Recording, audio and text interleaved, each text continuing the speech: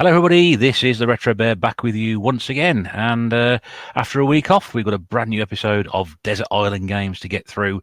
The YouTube show where I take a fellow YouTuber and friend, stick them on a desert island with some of their favourite games, and we have a long chat about their gaming journey, gaming history, YouTube, etc. Hope this finds you very well. Nice to have you back. If you are listening to this the very first time, we do have other episodes in the archive on the channel.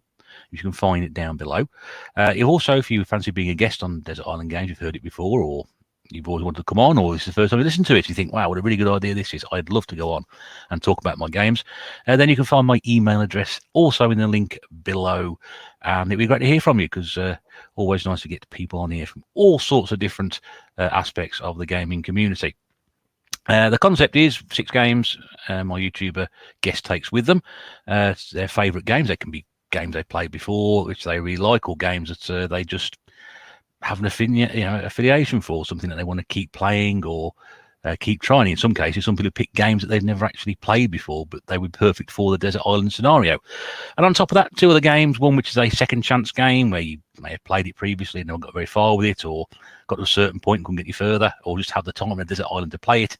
And finally, one game which they absolutely hate for some reason, which they'll be forced to play on the desert island because they won't be coming off there until they do so. Interspersed with that, we talk about their gaming history and other tangents as we go along the journey in the tightest 3 hours on YouTube, possibly. I don't know. Let's see how we get on tonight. My guest this week, well, I always say this, what can I say about my guest? But I really honestly do mean it. What can I say about my guest that hasn't been said about him before? He was described recently by a friend of mine as the Eric Bischoff of YouTube, because controversy creates cash, which I'm not. I think it went down reasonably well. I think it was meant as a compliment more than anything else. There's no, I can suppose, unique difference. A man with an opinion, but obviously a man with a great sense of idea, and somebody I absolutely love spending time with. I do spend time with him every other Tuesday on the Wrestle Talk Roundtable over on his channel. He's one of the founder members of the VHS Bootleggers. Had a gaming channel previously, and now is in the process of starting. Well, say it's not a new gaming channel. It's sort of resurrecting a bit of the old one with some new bits. I will stop talking now. Let him bring you in. This is my very, very good friend from the VHS Bootleggers. It is Pedro. Hello. Ross, that was one hell of an introduction. Thank you so very much. No, you're very welcome. I was just trying to work out whether that was an impression of a raptor, or were you I was supposed to be crowds cheering.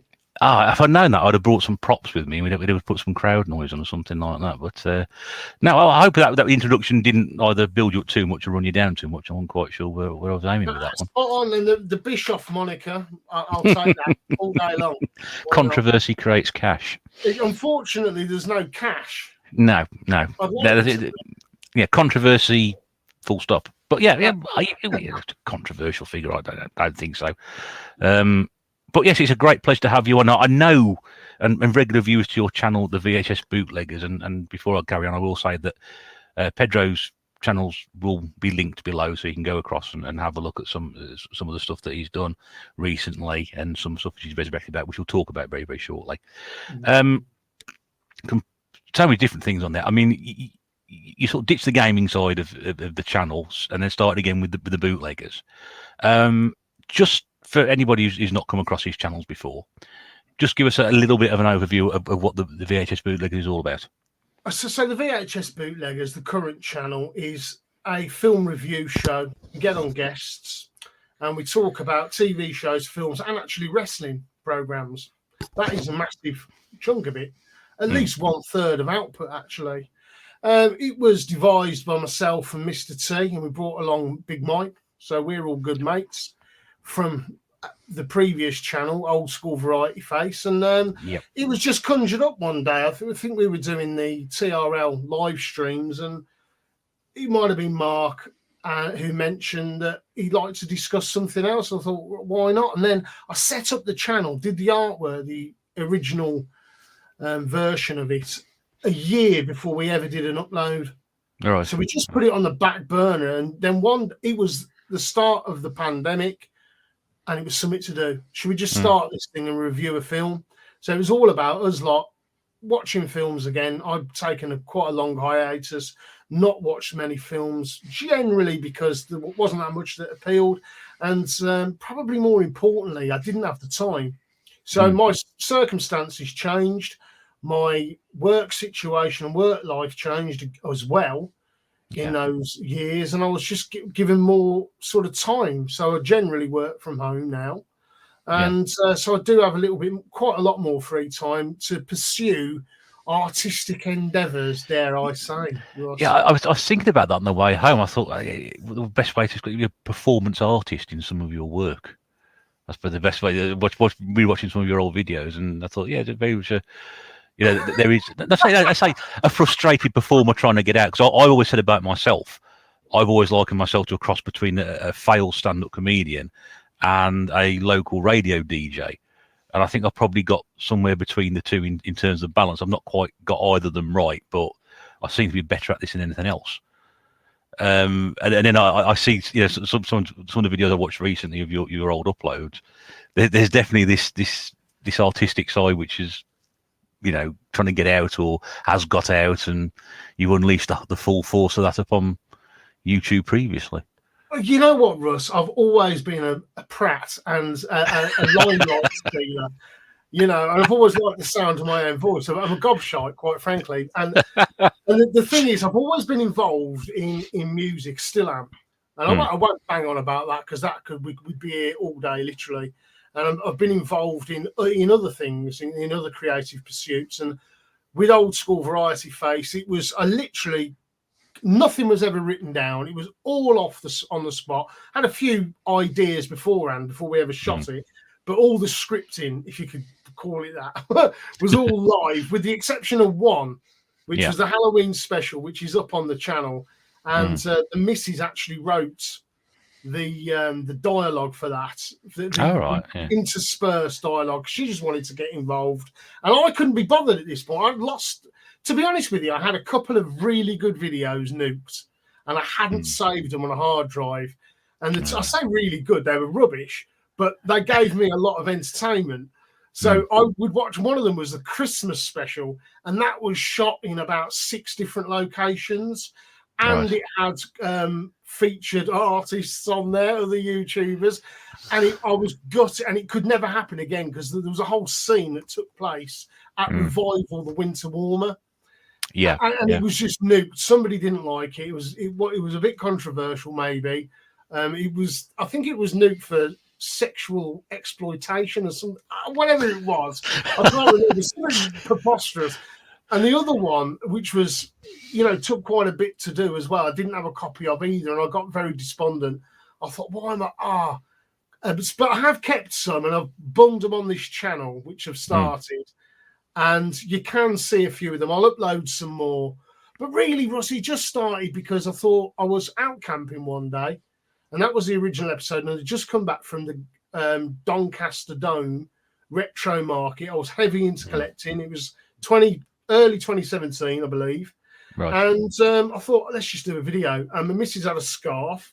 I put it on, and I just created the thing there and then, and I've forgotten what it was called, but I just said, yes, and you are tuned in to Old Skool Variety Face or something like that. And I thought that was it. And then I thought, I'm going to make it more and more. The first 6 episodes had no swearing in. And I thought, no, this isn't me. I'm going to get really naughty now and start really playing up, So the Old Skool name just came off the top of your head then? That was completely, just came into your head, or had you thought of it previously? I hadn't thought of it previously. Literally, what happened was I will upload that video. I'm in the Derbyshire Dales, and I'm saying I wanted to be, the whole concept was something to do with changing faces. So I think I was going to call myself the face changer or something like this, but I just forgotten what it was, and I went, Old Skool Variety Face. Where did that come from? I suppose old school goes together, but I mean the rest of it, I always thought there must be some sort of reason behind it. I didn't know the full story on that one, so it was all of it's been cobbled together off the top of my head, and it was a case of, right, I've got a couple of hours, we're going somewhere, let's take some puppets, and think of something preposterous on the way. The only one I ever put any thought into was that Halloween special, which isn't even one of the best ones, really, but it's just one that had to be done. I thought we have to do one Halloween special. And it's weird, isn't it? Sometimes the more effort you put in, not so much effort, more thought you put into something, it doesn't always materialise. Correct. I agree. So, like, it's weird that my favourite ones were some of the most cobbled together ones. Right, you do this. Quick, do that now. Try again. That's it. 2 takes. That'll do. Put on a silly voice. Jobs are good. You know what I mean? What's the most offensive thing I can say right now? Okay, let's get some characters. Let's make them really stereotypical. And what a funny voice is. I had to have a mouse, and he had to be gay, right? And he had to be really flamboyant, like Old Skool. But he was very, very self-aware, this character. And he was my favourite. Captain Collins is my favourite of all. But he was just going to joke and be one of those proper camp people you might have known growing up as something who was really funny and obnoxious at the same time and outrageous. And that's what I wanted him to be, you see. So really, it's a homage to people I've known, That's I mean, it is great. I mean, we talked about the old channel, Old Skool Variety Face. So you've resurrected some videos on this other new channel. So we are into the bootleggers is great. If you, I mean, you discuss all sorts of different films, all sorts of different people, all sorts of different genres. You've got the Wrestle Talk on there because I've been on them myself, and we have a lot of fun doing those. But this other one that you've resurrected now with this wonderful game channel name that you're giving it. Do you want to tell us? I've forgotten what I've called it, Ross. Did you hate modern gaming or something? Where's my recompense? Does that ring any bells? Is it something like gaming bores me? Where's my recompense? I think it's something like that. We'll get the right description below for people who want to ever go across and have a look at it. But so this is you just ranting about where gaming is now, or is it just? Or just a channel to have a bit of a moan? It's a channel just to have a moan. I did another video the other day. I was in Lichfield doing some work, and I came across one of these new housing estates, and I spent half an hour making a video about how much I despise these new, what I call Legoland estates. Yeah. And then I watched it back, thought, this is way too serious in tone. I mean, I go on, and my goodness me, it's like an episode of Dispatches or something. It's ridiculous. I thought, no, man, I'm not uploading that. The tone's all wrong. I thought maybe I could come up with another channel, but then I thought, you know what, it's a bit contentious, and I don't kind of. To be honest with you, Russ, I've just come up over with the flu a few weeks ago, and it knocked us about a bit, and I had this remnants of this horrible attitude, quite frankly, and I just thought I'm going to have a quick moan. And I'd looked at all the people on YouTube, and there's no disrespect to any of them, they're all great people, but there's a lot of like pleasantness, it's all very pally, which is nice, don't get me wrong, but sometimes within that, perhaps you're not able to be quite as honest as you'd like. I just want to be able to say, I like this, I don't like that. But I always want to give a reason. It's not just hatred. There's always what I would consider a valid reason. Can you hear that in the background? Is it a clock? No, sorry, there appears to be hair drying in the background. It's not me, obviously. Yeah.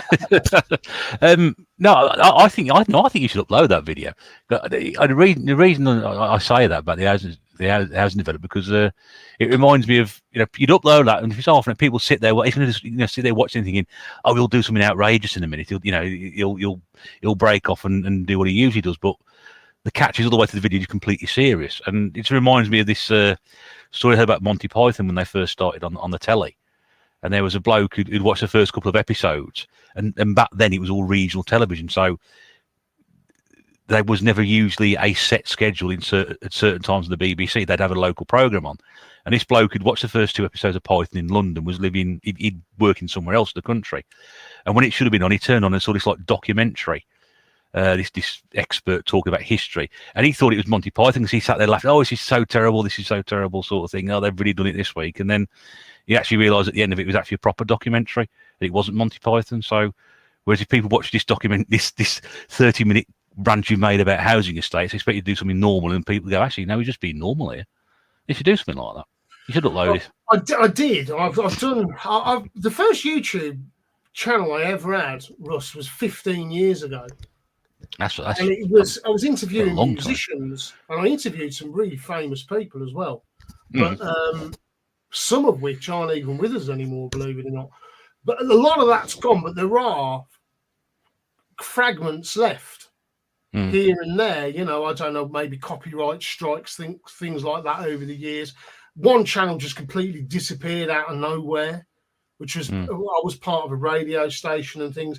But I did also do sort of what I would like to consider a social commentary. I tried that twice, and I thought I don't mind being honest and being genuine and truthful, but sometimes, once again, you've got to be a little bit careful because it's pretty easy for me to overstep the line.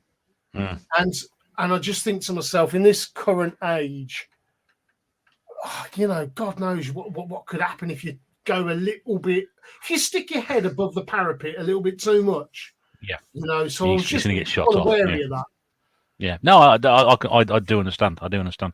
I mean, the good thing about that is, well, obviously what we can talk about shortly is that people listening to that are going to realise that you are going to be giving an absolutely honest critique of, you know, what you selected and as to why and what you didn't like, and, you know, games you either, you know, the one at the end, the one that you don't particularly like, we're going to get a very honest critique. I'm pretty sure of it. So, you know, no sort of messing around, no sort of nicey if it doesn't need to be. It's you know, it's either this or that. Simple as that. That's how it should be, really.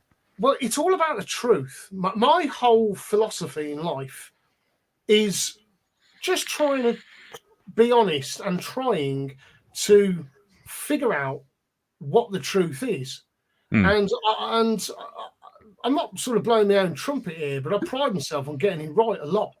You know, to the point where I've had people complain about me in previous jobs. You know, Pedro is a know-it-all. And Pedro, what was one of them? This was a genuine complaint because they were doing something really outrageous that shouldn't have been done. And the trouble with Pedro is he has an answer for everything. But the trouble is, you see, that's the way my mind works, you see. It's deeply analytical.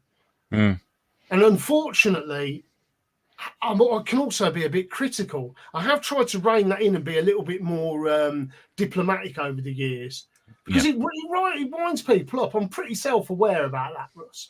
You know what I mean? And, but you'll come across somebody who doesn't like it. You know, they'll take an exception to it. You know, and as you said, it's you have to sometimes check yourself a little bit more when you're just being yourself. I think so, Russ. I think. At the end of the day, you just have to have that little bit of tact, and that's probably something that comes with age. Yeah, I think you're right. Mind you, I sometimes I said to you the night, didn't I, after the bootleggers, you know, sometimes there's things I want to sit there and say, and I don't say them. And if I say them in my head, then I've got that in my system. Now it's out of the way. This is done. More if I just say it to myself out loud when nobody else is listening, it's gone then. But you know, sometimes I think I could say other things which perhaps people would be very surprised to hear me say. But yeah, and no, I'm not, you know, not controversial things, but you know, things perhaps people go, oh, that's a bit weird, or it's a bit much. But anyway, enough of that. So if you want to have a look at some of Pedro stuff, I said all the channel descriptions will be below. Do go below, go have a look at those because, as I said, it's some great stuff. And Mrs. Bear watched some of your old school stuff at the weekend for the first time. And you know, she did laugh at the funny bits. That's it. I mean, she did sort of sit there and look at me and say, "What was that about?" You know, I was like, well, that's just what it is, you know. So, but yeah, I would thoroughly recommend that and give you to go and have a look anyway. Appreciate it, Russ. No, it's honestly, mate, it is. You know, I mean, I know obviously YouTubers I've spoken to before have sort of mentioned, have you watched this? And I hadn't heard of you before, and sort of found your channel. I can't remember how it was now, because it's going back a couple of years. We met at the Birmingham Game Market 2 years ago. Yeah. Didn't we? And I think we'd known about each other's channels before that, so I'm quite sure how that came about. But I was like, when I first thought, what is this all about? And then it just appeals to me. The little things in there just appeal to me. Some bits really make me laugh out loud. So from that point of view, I'm a fan. So massive compliment, I'm gonna say. And I deserve it. Yes, you do. All that hard work you put in. Yeah, and you put. I mean, honestly, the amount of streams that you do with the films, the bootleggers, and the time you go up to do it as well. So it's you deserve that appreciation. The bootleggers. Everybody said the bootleggers should be a bigger channel than it is. It really I think should the trouble is, Russ, is that we don't kind of conform too much. If it was up to me, it'd be all foreign films. But I get a lot of suggestions, and I'm quite prepared to go down that road. And to be honest with you, it's a little bit like a break from what I hadn't watched Ghostbusters in years. I watched both of them the other day because Big Rob made the suggestion. Oh yes, yeah. And when you got someone as knowledgeable as him in, you've got to find that the way in for it to happen. And then everybody else involved, like everyone like yourself, Russ, on the Wrestle Talk. If it was just me, there would be no show. It really is a live stream channel with the odd bit of collecting and the odd review kind of thing. It didn't set out to be that. It set out to be a really stuffy film review channel. But then it warped into this kind of, well, actually, it's a bit of a free-for-all.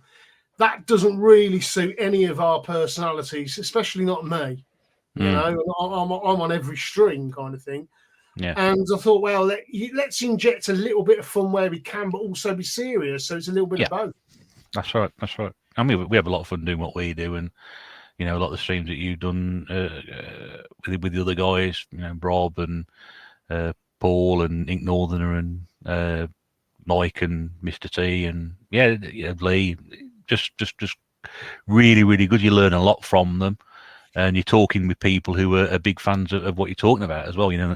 So it really, really works. I mean, I know I suggest a couple of really obscure things to you that I'd like to come on and talk about. They may be even too niche for your channel, mate. No, we will do that, Russ. It's we're 100%, because to be honest with you, it helps me, because if I'm just literally watching nothing but Asian films and Jackie Chan and Jet Li and whatever, I'm missing out on when it's the newer stuff. I'm less inclined to give a chance to. Especially if it's out of Hollywood. If it's an independent, I'll give it a go. Yeah. Now, this is just me. So sometimes, if someone comes up with an idea that's something, but we have done it though. I say all that. Yeah. We still did Masters of the Universe Revelations. And it's not so much about me as well. It's more about having, if there's no interaction with the chat, what's the point of doing it? Yeah. That's right. And you need that there. And, we had that in, people chatting on Tuesday about stuff and getting comments in about it. And it adds to it. I mean, I do streams myself, and you need that interaction there with people who are watching as well to, push it a bit further and take it that just put, 4 people discussing something. You've got, 10, 15 people on the comments doing exactly the same thing. So previously, Russ, I'd seen, I agree with you entirely. This starts with the TRL. When we did maybe about 12, 14 episodes of TRL, I mean, that got bloody obnoxious, don't get me wrong. And I think VHS Bootleggers is a much more toned down version of that. And perhaps people are thinking before speaking, including myself, of course. And but, that's not to take away from them streams, because they were really good fun at the time. But, of course, I always thought if it was me controlling the comments, I'd be getting getting the audience involved as much as possible. So you see, this is where the difference is, I think. And I'd seen other streams, and there's millions of comments, and the hosts don't care. Yeah, and that, I actually think is rude, quite honestly. Yeah, well, the last podcast we did on Sunday just gone, Sunday just gone when this goes out. I mean, I was 15 minutes behind with some of the comments, but they were all relevant, and I had to try and get through as many of them as I possibly could do and make sure they were part of it. So we appreciate the audiences that are there listening to these things and watching these things, and you've got to make sure they're part of it there, because they give you that extra dimension. They might think of something that whether it's you or somebody else, or you or four different people, have completely forgotten about. Oh yeah, that's a good point, and yeah, it's all part of what we do. It's very important indeed. Oh, well, we did a few, Russ, without any audience participation with the Rocky streams, just to give it a go, because we just wanted to talk about what we wanted to talk about. And sometimes there can be this interference kind of thing going on. There's a lot of private conversations in the chat, but you've got to learn how to adapt those, and maybe just flash up the hellos, and then find the third eye, if you like, and drag out the appropriate ones to the conversation, but try and include as many people as you can. There's nothing worse. I've heard it from friends of mine saying, "Oh, I commented the other night and you didn't put it up." Yeah. And I've made a concerted effort to, if it has any relevance at all, even if you don't mention anything, just acknowledge it on the screen. Yeah. I think that's just common courtesy for people who are giving their time. Absolutely. Completely agree with that. And, it encourages people to come back as well. Then they know if you're going to do something like that.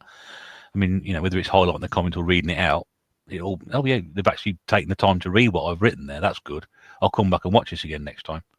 So I really enjoyed that, and they interact with the audience. And that's what, keeps people interested in what you're doing. Absolutely. And you know what, Russ? It was watching streams on different topics that gave me that incentive, and I thought, wow, these people are interacting. And it didn't, and the streaming thing is a little bit more recent in gaming, at least in the UK, I would say. There's been things years ago like the Real Mavericks, and then there was it's a newer format. And I honestly believe that the TRL, not blowing their own trumpets, was one of the innovators at that time. I know there was people prior to that, but that was a regular stream that was all about come and watch us, but live and get involved. And it's going to be a laugh, have a couple of beers kind of thing. 'Cause it was always on a Friday night. And I think that's now, which is great. I love a live stream. I'll watch a live stream over people's videos, to be honest with you, Russ. Just because of that interaction. Yeah, and again, I think quite a few people would agree. I mean, live streams now, from anybody who I watch, take priority over everything else. And you have to, show up and show your support for them, because, I do them myself, you do them. There's so many other people who do them. You want to try and make sure that you're showing the kindness, appreciation of that, the same way people show them to you. So there's a lot of them nowadays. I mean, I think some people will perhaps argue that the live streams have probably overtaken watching video content that people are putting up. Probably, I don't know whether it's because it's easier, because you can do it, or that people are going to be there, or people you're watching are going to, people who are on the streams are, favourites of yours or friends of yours. It's a difficult choice sometimes. So there's probably a lot of content which, I wouldn't say gets ignored, but perhaps doesn't get the attention it needs, because the live streams take precedent. And there's so many. We started in lockdown, obviously, and has sort of carried on for the past 18 months. Well, I mean, I don't think before that there were, obviously TRL, but I think that was I don't think I was quite. I caught bits of it, but I didn't catch all of it. So that one, with the greatest amount of respect to you, the guys who did that one sort of passed me by a little bit. But since lockdown, live streams have probably become a massive part of the YouTube community, really. And it started with me and Mike, with Dana. So we were the first, and it was going to be a kind of rehash of TRL at first, but of course Dana did his own thing, which was really good. And it was every day, and he put a lot of work into it. Oh, amazing! And, that was. I watched every single one, and he reached out to the entire community, the gaming community, and it was something to do. So it really, really benefited, and I think that was the explosion. And this isn't to take away from anyone else doing a live stream, but what I would say is, and I've been guilty of this myself, where I've kind of gone, I'm just going to do a quick pickup and do it live because it's easier, and it's laziness and stuff. But the best live streams are the ones that have a little bit of pre-production, so at least you know what you're going into, and that's what I try. We do with the bootleggers. The vast majority of times is go right. Well, we're going to talk about this. And that's what you're going to get. Yeah, of course, there's going to be massive tangents, but the crux of it, 70% at least, will be about what it actually says on the thumbnail. That's very much how I operate our streams that we do, and anything I do on Streamwise on my channel. Although sometimes it tends to be decided about 5 minutes beforehand. It used to be anyway when we used to the non-live ones. Now the live ones, we just pick a subject, find somebody who can come on and wants to do something like that, or let them pick the subject, and then we'll say, yeah, we'll turn up and do it, and then we just go, that's it. Bit of research, possibly. Depends how you go. Wing it mostly. That's the best way to do it. It's the best way. We've tried to do. I've sat here with books. This book actually, with reams of information. I've sat down and watched the film, and I'm referring to it, and I've watched it back. I thought, what a twat! Look at you. All you're doing is trying to be bloody clever, but because you've come up with these, what you think at the time are really far out, abstract visions of what you've just seen, but actually the layman can come up with it, So I think it's best that maybe have a couple of bullet points. That's not such a bad idea, but having reams of information, it don't help no one. It's like the very first Wrestle Talk pay-per-view review we did, which I think was the Royal Rumble this year. I made notes of that one because I had to, because I didn't know half the people were. But apart from that, it's just like, I'll watch it beforehand and a few days before, and then it's stuff I've watched many times before, and I'll just go from memory and key points, and sometimes I'll miss something, and sometimes I'll get a point in which I'm glad I did. So yeah, everyone's different, isn't they? Everyone's different. Yeah, and you know what, Russ? When it comes to the Wrestle Talk thing, for me, you guys are really, really knowledgeable, and I'm playing catch up, and probably will do forever, because I'm just don't have the background in it. However, it's something that I've really begun to take a lot of time. When I'd normally perhaps spend doing something else, I've been looking at the history of wrestling. Yeah. And I think my knowledge has improved massively over the past 10 months. It has. To the point where it's a genuine hobby of mine now. So, if it wasn't for yourself, Retro Chef, Gurney, and Tom Walk James and Dana at the beginning, it wouldn't happen. In fact, Russ, it was you that pushed it along, because it was just going to be one video. It's called Wrestling at the Pictures. I thought, it's a cool little concept. Let's get some people involved. Dana was about at the time, I think, we're doing the live streams and whatever. Do you want to do this? It's just a concept, because there's other early ones, Hip Hop at the Pictures and gangster films or whatever, It was just one of them to simply talk about. I had a bit of a fondness for it as a youth and as maybe a post-adolescence, if you like. But really, I hadn't given it any thought for 20-odd years. But now it's like I'm subscribed to the network, and we watch wrestling, me and the missus, every day.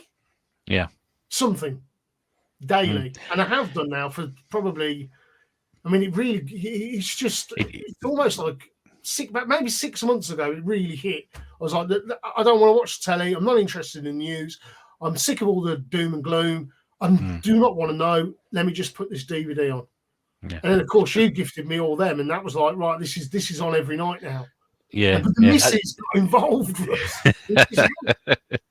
Well, that's a good thing in a way. I appreciate that. It's been, we enjoyed doing that, and thank you for saying what you did there. The biggest compliment I think we've been paid on that so far is that the people who've commented on it have said, "Oh, I wish I could be involved in this," because people who've listened to it and watched it have enjoyed it, and I know it's probably 2 or 3 people certainly who would have loved to have been involved in that. And I also know Dane's dropped out after a couple of episodes for the reasons he had to, and James has stepped in and has been very, very good at it. But that's the biggest compliment we can get. People who watch something like that think, "Oh, I wish I could be on that. That'd be good. I'd really like to do that." And I'm glad we pushed it, because had I watched that, had somebody else been doing it with you guys rather than me, I'd been sitting there thinking exactly the same thing. Oh shit, I'd really like to have done that as well. So I'm just happy to be part of it, mate. That's the main thing. I love doing it, Russ, and even when the other lads can't commit, James and yourself are committing to every episode. And when Rob gets back and when Lee gets back in the new year, we can move forward. But it's just to be honest with you, as long as there's 3 people, Yeah, we can do it. And I've got to say, you have been on every single episode of us. and you, yeah, you and me, yeah. And I know. it's been an education, massive education. That's good. And again, that's another side of it. If you've learned, and you have learned an awful lot from it, you can tell you've learned an awful lot from it. So, but that's what it's all about, really. You educate and inform and entertain at the same time. Like the BBC used to. Yeah. Well, we've taken over from that now. It's just us, so that's all right. Right. We'll have to move on, mate, because obviously people think we're going to be talking something completely different now. But anyway, all Pedro's channel links in below. Please go and have a watch, and you'll see what we talked about in great depth there. And please go and show him some love, and the guys over the Bootleggers, because they do a fantastic job, entertain a lot of people, and a lot of people who really enjoy the stuff that goes on there are massive fans of it, and we all wish it was a lot bigger. So let's hope we get some new viewers and some subscribers from that, mate. In the meantime, let's talk games, because that's what we're here for anyway. And we've got a gaming history. I said right at the start, got some great games on there. A couple I'm really pleased to see. A couple we haven't done on before as well, which is always good. And a gaming history which is slightly different than most people. So we're going to sort of do it in a couple of blocks and work our way around. So cast your mind back as far as you can, or you can remember anyway. How did you first get into interest in gaming? What sort of sparked it for you? When I was at primary school, there was quite a few kids who had these LCD games, and that was it. I remember playing a racing car one. I thought, wow, this is good. It's certainly better than this boring lesson. And beep, beep, beep. And I had one of them, and like a pinball one and a few other things. And really, I hadn't played much except the odd arcade machine. We used to go to Spain every year. And I remember Dragon Ninja being an early one. Mm-hmm. So what's that, about 87? So it would have been 6, 7. Yeah. Then it wasn't till 88 when my mum and dad showed up with an Amiga 500. Wow. That's in 88 with a dot matrix printer. Oh, fantastic. Which was a 9-pin. Is that what you call it? Yeah, 9-pin dot matrix, yeah. 9-pin dot matrix, and we just had a portable TV, didn't have a monitor at the time, but we had an additional disk drive, and one of the first games I played on it was New Zealand Story. Oh, brilliant. And one of my favourites. It was what a great game, and I had remembered it from the arcade and thought, it was a pretty good conversion. Not that I really knew what that was. I've got to be honest with you, it took me quite a number of weeks to get used to the controls. And how old? I'm trying to work out how I would have been about 7 or 8. Well, the New Zealand Story came out, I think it was 89, I think it was, because that was part of the Batman pack, which was the pack I got at the end of that year. It was came packaged with the Batman the movie, we had New Zealand Story and F-18 Interceptor. So it's going to be 89 some point that you would have played that. Well, so it would have been something beforehand, but they were all copies though, Russ. Ah, right, yeah. My mum had found a guy. Everyone knew a guy back then. Everybody knew, whether it was the Amiga, whether it was Take Games, whether it was PlayStation 1. Everybody knew a guy. Well, yeah, this is it, because the Amiga didn't come in a pack. It was just in the normal box, because I had it for years, the bog standard white box. Yeah. And my mum at the time, that was somebody had told them that this was a great thing for homework, of course. That old chestnut. Doing word processing and finances and God knows what. All nonsense. And but to be fair, she had this computer tutor come round the house for weeks. In fact, he must have come, Russ, for about 6 months to teach my mum how to use. I mean, they'd never used a computer in 1988. So they didn't know what a mouse was. They didn't know anything. And neither did I, truth be told. Not back then. I mean, but perhaps there was some sort of IBM system in the because they worked in a hotel, but it would have been relatively basic, and they'd have been taught that one thing. And that didn't always cross over. If you're a boomer born in the early 1950s, you just don't know about computers, really. So we had a computer tutor. And sure enough, he did teach me some basic and things like that, and Deluxe Paint 2 and whatever else. We didn't have computers at school until later. I remember in the Scouts, I was in the Scouts and I'd have been about 10, so 2 years after. That was when I learned how to do a bit of programming on a BBC Micro. But prior to that, from the age of 0 to kind of 8, 9, or 7, 8, 9, there wasn't that much exposure to these things. No, I mean, if I ever saw a computer, then it was always because it was attached to a tape player and someone was loading the game from it. I mean, I mean, it's a very good point because I can't remember. I mean, with my parents being teachers, my dad used to bring home a BBC Micro during the summer, with all the educational software, obviously. Beyond any games would turn up on it, but I mean, sitting down and physically using a computer, I can't. Probably when I went to high school, which would have been 87 onwards, when they obviously had computer studies or a computer room at the school. It's the first time I probably ever sat down and used one properly. And even when I got the Amiga in 89, it wasn't like the case I'm going to sit here and type stuff on it. No, I'm going to sit here and play games on it. Of course I am. Yeah, it was. I can't even remember when my first exposure to it. That might be my age. It's quite typical, isn't it? Because I'm thinking, God, what other games do we have? And the New Zealand story, but again, they were all copies, every single one of them. I remember when you got Shadow of the Beast really early. I was like, that blew my brains. Oh, yeah. This is really dark and sort of psychedelic, which even in my young mind, I would have been 8 then. Yeah. I was born in the very tail end of 1980. Right. So I would have been 8 when that came out, and I was like, wow, that was really quite phenomenal. Yeah, and it was a stunningly visual and sounding game, Shadow of the Beast, but when you actually started playing it was not quite as good as perhaps it was. I was stunned when you said you played New Zealand Story in the arcade, because I'd never seen it in the arcade.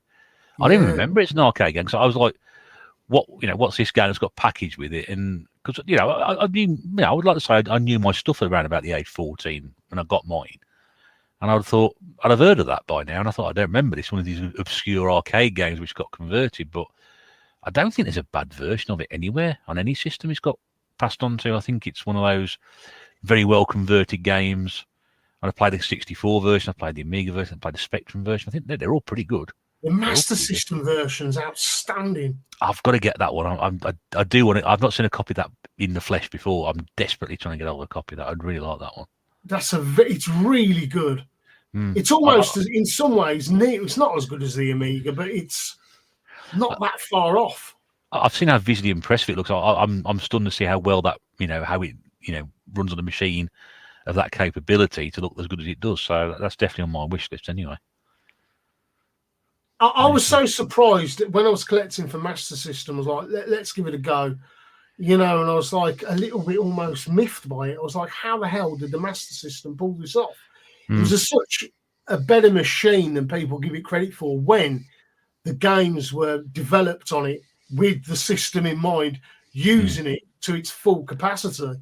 Absolutely. Another one is Master of Darkness, which a lot of people talk about now. And, I think that's much better than Castlevania. Again, I've not played that one.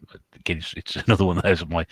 I may get them one day if I get a chance to see them somewhere knocking about. How long have you had the Amiga for then? Was that a couple of years or so? Was it all?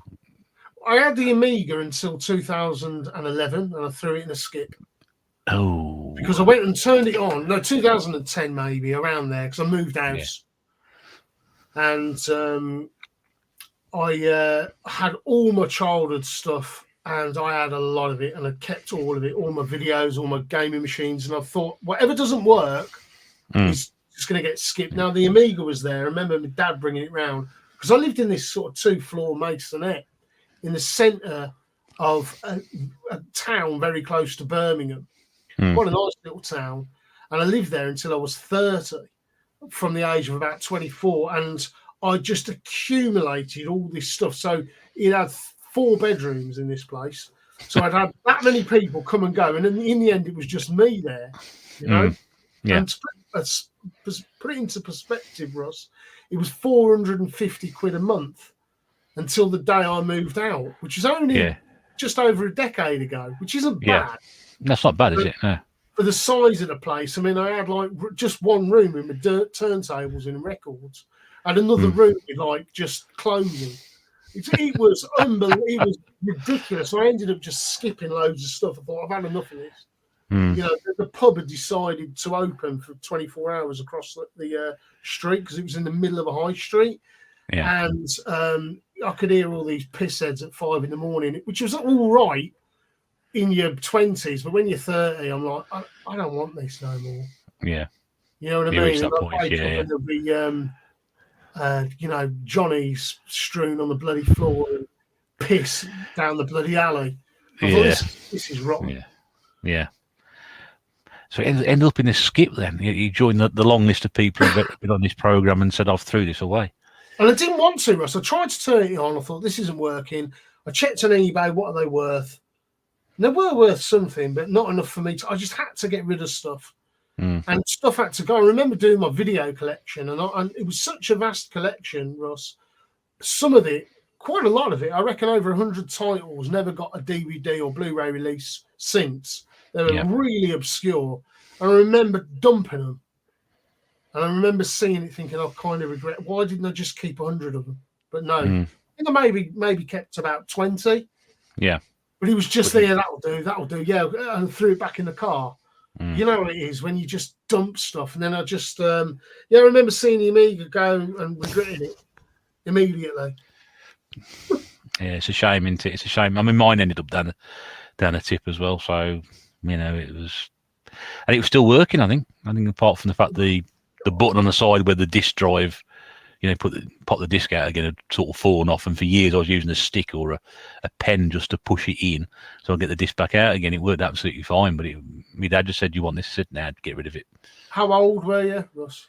Oh, I probably in my I'm trying to think about the time. Probably would have been my mid-20s, possibly something like that. We've had it probably maybe about 15 years by that point. And it was stupid because I think about 6 years later I started collecting. So it just like, that's the weirdest bit about it, Russ. 3 years later, and I'd already kept some of it. You know, there was a little bit of a boom. I don't know if you remember this, around the year 2004, where there was the retro gaming just kind of seemed to creep in a bit. And I remember going into the Bull Ring, and there was this market there, and I bought a Mega Drive and a Game Gear.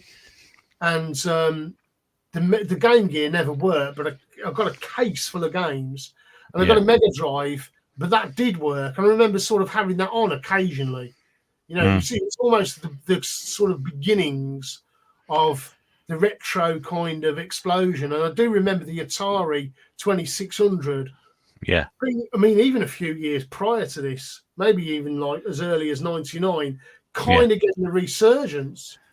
Yeah, there was something. It sort of passed me by because I wasn't really all that interested in the old stuff by that point. I'd sort of moved on from there. I was more about the current system. So, you know, 99 would have been, 99 and 2004 probably would certainly been my PlayStation 1, GameCube, Xbox, period where I was dipping in and out of those, but not too seriously. And then I think I caught the collecting bug probably just before around about 2009, 2010, when it sort of started to take off, just before it started to take off a little bit. Obviously not where we are now, but one of the last peaks, really. So, I mean, that's a long time to have the Amiga as well. I mean, system you liked, a favourite one of yours, is it? Oh, I absolutely loved it. I remember playing Techno Cop, that being a favourite. Of course, New Zealand Story. I mean, there was a lot of naff stuff on there, like WrestleMania, but I enjoyed it. You know, it's kind of like anything. It's like Shadow of the Beast. You'd load it up just to hear the music, kind of thing. Play 10 minutes and it'd crash or whatever, but you sort of enjoy. But then I did start getting games that were spot on. You know, had been developed really well. One of which was Jimmy White's Whirlwind Snooker. Oh, great game. Chess being an early one. I used to at the time be in the chess club and stuff, and do like a game of chess, and nowhere near as good as I used to be. Even the missus is beating me nowadays, but I used to quite like chess, and I'd like to get back into that more seriously. So battle chess and magic pockets. Oh yes, yes. I remember really enjoying that. Just loads of Super Frog, and then things like maybe some of the ones I brought up there, like Syndicate and Cannon Fodder. There was loads. There's so many good games on the Amiga, but generally speaking, the conversions aren't up to much, with the exception of, once again, New Zealand Story. Outrun's okay as well, from what I can remember. There's a few, but predominantly it's the European style game that is just like no other on the Amiga. And it's even, I still had the Amiga when I had all the other systems as well. And I dip in here and there up until maybe, I don't know, maybe as late as 95. Okay. I mean, there's some good games you mentioned there as well. I take your point about the conversions, because you would usually expect the Amiga conversions to be not quite, never arcade perfect, but as close as you can get for a home system at that point. And some of them were sadly lacking. I mean, Chase HQ was, that's one of my most disappointing conversions. That was from the arcade game. You mentioned Outrun. I mean, I'm not overly keen on that particular one either, but I'm sure New Zealand's always a good one. I can't think of it off the top of my head thinking about it. People be screaming there, going, "There's this one, and there's this one, there's this one." But I think it's the original games. Really, I think games like Kickoff and Sensible Soccer and Championship Manager. That those games, Silkworm being a favourite. Silkworm, those games to me were much more memorable than any sort of overblown arcade game which they try to convert, and generally speaking, you said just lacking. Golden Axe was a good one. No, I enjoyed Golden Axe. That was good. Golden Axe was good, but it wasn't a patch on the Mega Drive version. No, it wasn't. You only had one button, of course. You need 3 buttons. This is half the problem with it. I mean, another great game was Turrican. I mean, that was fantastic, and Turrican 2. And I played them relatively recently again. I thought, these are good conversions, but you've got to use the space bar. I know there's a workaround now and stuff, but it isn't the same. So the best games are the ones that were developed on the mouse.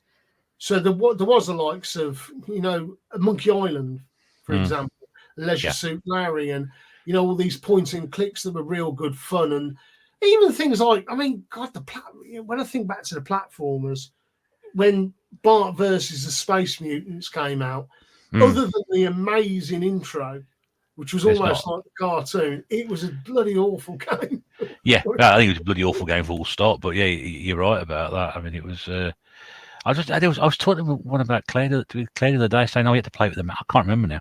I was watching the video somebody had done. I said, "Oh, you had to play that with the mouse." It was good, that was, but I can't remember what it was. I remember playing Ferrari Formula One. You had to use a mouse for that. Can you imagine? And then people used to rave about it. Oh, it's a brilliant game from, Electronic Arts as they were back then. It was fun, and it was slow. I bought that game because only people raved. It was slow. It was painful. You had to use the mouse. So what the hell is a mouse for controlling a car for? That's a stupid idea. I've never heard one. Oh yeah, ridiculous. But there was supercars, and then there was thinking about some half decent ones, which wasn't arcade, but Lotus Esprit. Yeah, that was very good. They were really good. And I remember thinking Road Rash was good. But I haven't played it since I got an Amiga back, which has gone again. But when I started collecting for the Amiga, I had a few of them. And I never got Road Rash back or played it again since the 90s. But I did play something else, which just has completely eluded me now. It's bloody annoying. That was really good. But it's gone. Maybe it'll come back. It'll come back to you. Yeah. No, I do agree with that one. Paperboy. It was Paperboy. Oh, yeah. Paperboy was a good conversion, I thought. Was it? Worked with one button. I don't think I've ever played it on the Amiga. I played it on the 8-bits, and I didn't quite see what all the fuss was about, to be honest with you. But you've got to have 16 bits, baby. Yeah, that's it. Double the fun. So a long history with the Amiga, then. That's because it's one of my favourite systems. I have to be honest with you. So what was your next system after that one? It would have been the Mega Drive. Well, it wasn't actually. It was the Game Gear. Tell a lie. It was the Game Gear. So that was the portable system, which was, to me, this is better than the Game Boy, even though it wasn't really. In retrospect, it was pushed and marketed in a way that made me really want it. And I do not remember when I bought a Game Gear back years and years later. As I say, the first time I got one back was 2004. I remember the screen immediately looking really, really pale. But I don't remember that as a kid. So I am aware that the transistors or whatever it is going in, capacitors. Yeah, capacitors, yeah. So that they depreciate over the years. But I remember it being pretty bright and thinking, Sonic was amazing on it. I know there are only Master System conversions for the most part, and then the screen's cropped again. But at the time, I enjoyed it. It had the 2 buttons. That was an advancement. Because the screen was so small, the sprites looked okay still. Yeah. I had the TV tuner, so I could watch a bit of Quantum Leap. And as a young kid, I really enjoyed it. So I got a lot of fond memories of the Game Gear. Although, of course, unless you get one of them McQuills, which I'm just not prepared to pay out for, unless, of course, I had a bit of a windfall or something, I'd perhaps get one. But again, I'm not sure how well it stood the test of time, the Game Gear, in comparison to, say, Master System, which is full screen. It's not cropped. You can mod it, do the 60 hertz, and get it looking proper, Yeah. I mean, to be fair, the McWheel screens are really, really good. They do make a hell of a difference. But as you say, they are sort of conversion of Master System games. It's not quite as it should be. I mean, you can buy yourself that Master Gear converter and play your Master System games on the Game Gear if you wanted to. The screen's too bloody small. There was a reason they cropped it, wasn't there? Because I remember having that, going, oh my God, I can't see anything. I bought Golden Axe Warrior as a youngster. I was like, this is going to be amazing. Well, it would be if I could see anything. And I actually had the magnifying glass as well. Oh, good grief. we got no chance nowadays with these glasses, have we?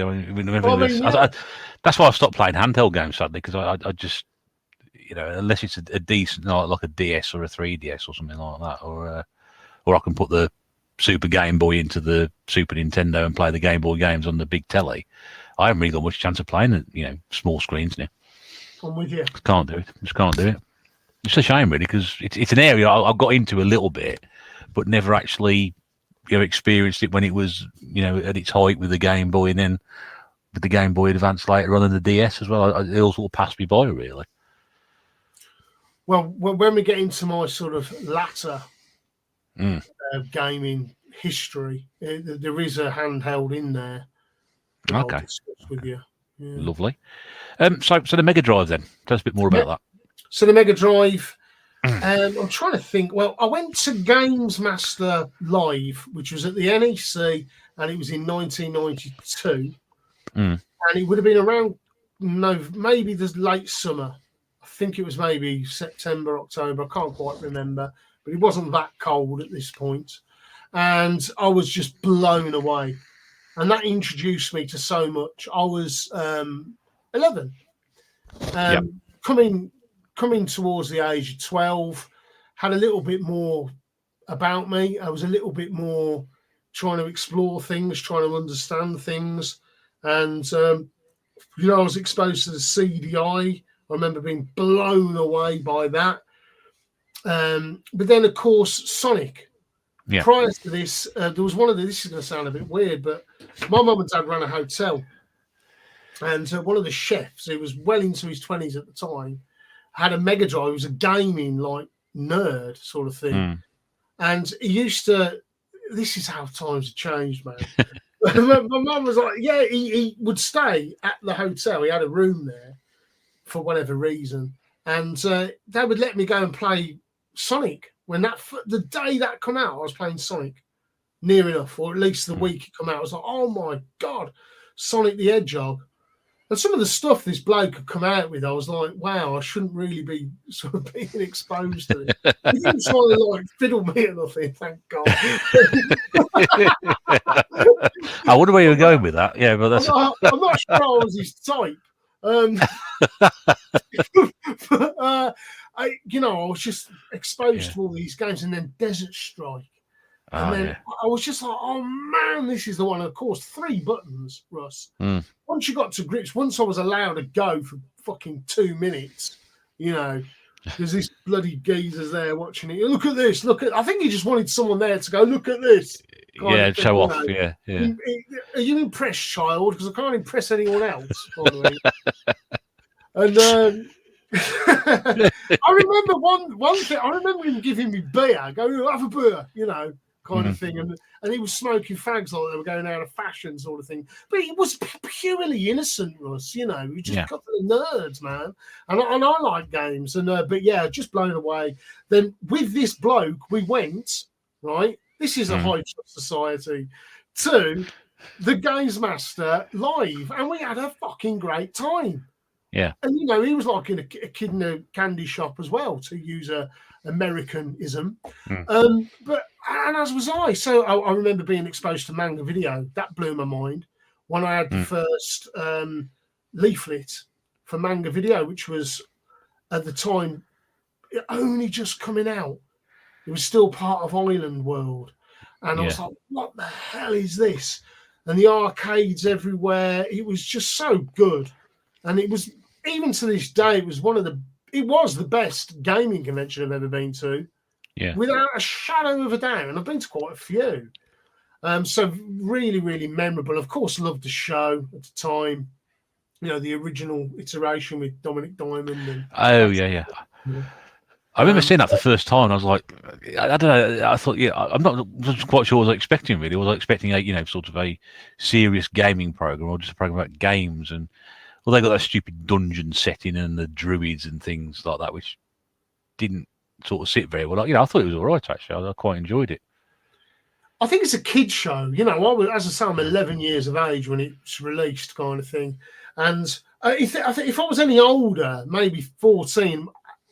Would I have liked it as much? Maybe not, because I didn't. When Dominic Diamond came in and started shouting at everyone, right, hello there, right, Games Master. Dexter Fletcher on it. Dexter Fletcher. Sorry, that's it. Yeah. Turn it down a bit, will you, mate? Jesus Christ. Yeah. More importantly, how did you get this job? Yeah. I'll tell you what though, Russ, he's a great director. Brilliant film director. He's put out some really good work. And he wasn't bad. I quite liked him in Lock, Stock. I remember seeing him. Yeah, he was very good in that. Yeah, I remember seeing him. Yeah. I quite like you now, but that Games Master thing. Yeah. That the wrong person, I think, really, for something like that. Yeah. All right. So that was. I don't remember the game. They did the Games Master live. Yeah. I probably wouldn't be able to go to it anyway. Well, you didn't have Did you have a chef that would take you to it? No, I didn't know. Into his 20s. I've only known one chef in my life, and we both know where that is. So, He doesn't microwave. It's all fresh. No, I understand not now. No, he's a bit more upmarket than that. George Foreman grill, I think that's what he is. If you're listening, Lee, only joking, mate, as always. I don't know if I think I remember. I must have been at school when it started, because I'm pretty sure a friend of mine was. We both watched it. We said, "What do you watch Games Master?" He was like, "Yeah, it was all right,"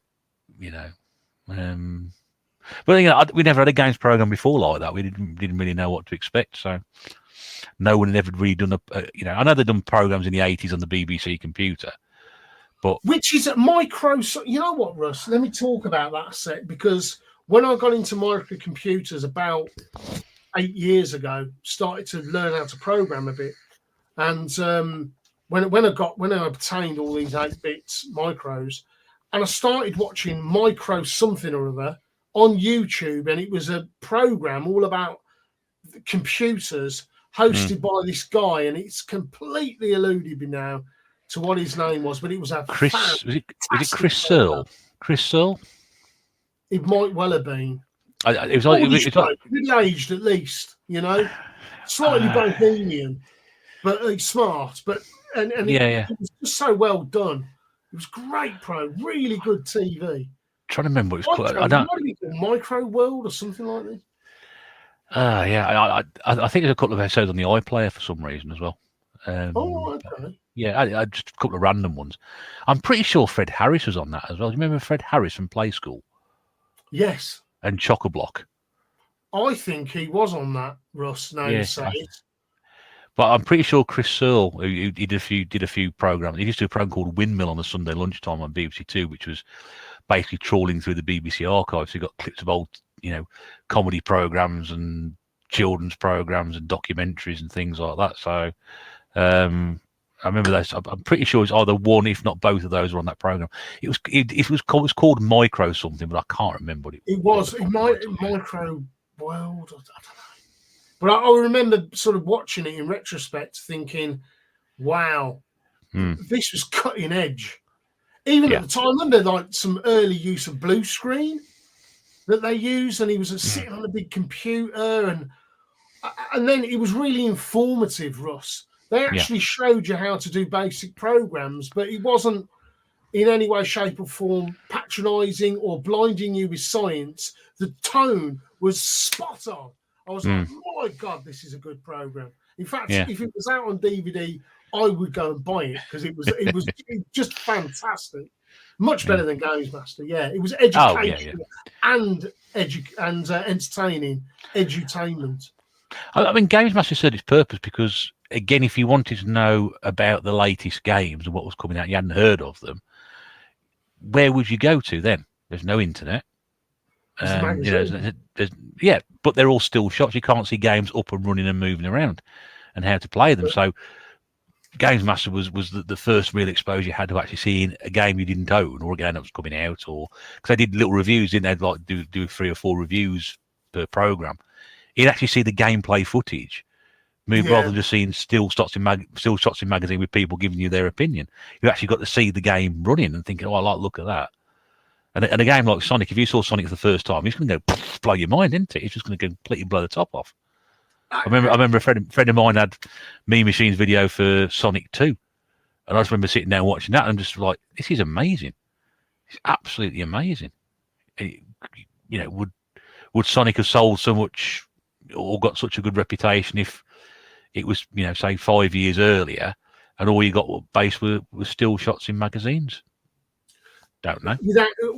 No way. You're absolutely right, Russ. And at the end of the day, once you have a visual, you can engage the viewer, especially when it's wrapped up in a really entertaining way. And I sort of feel like I've just slated Games Master, but that's me as a 40-year-old bloke, going, this doesn't appeal anymore.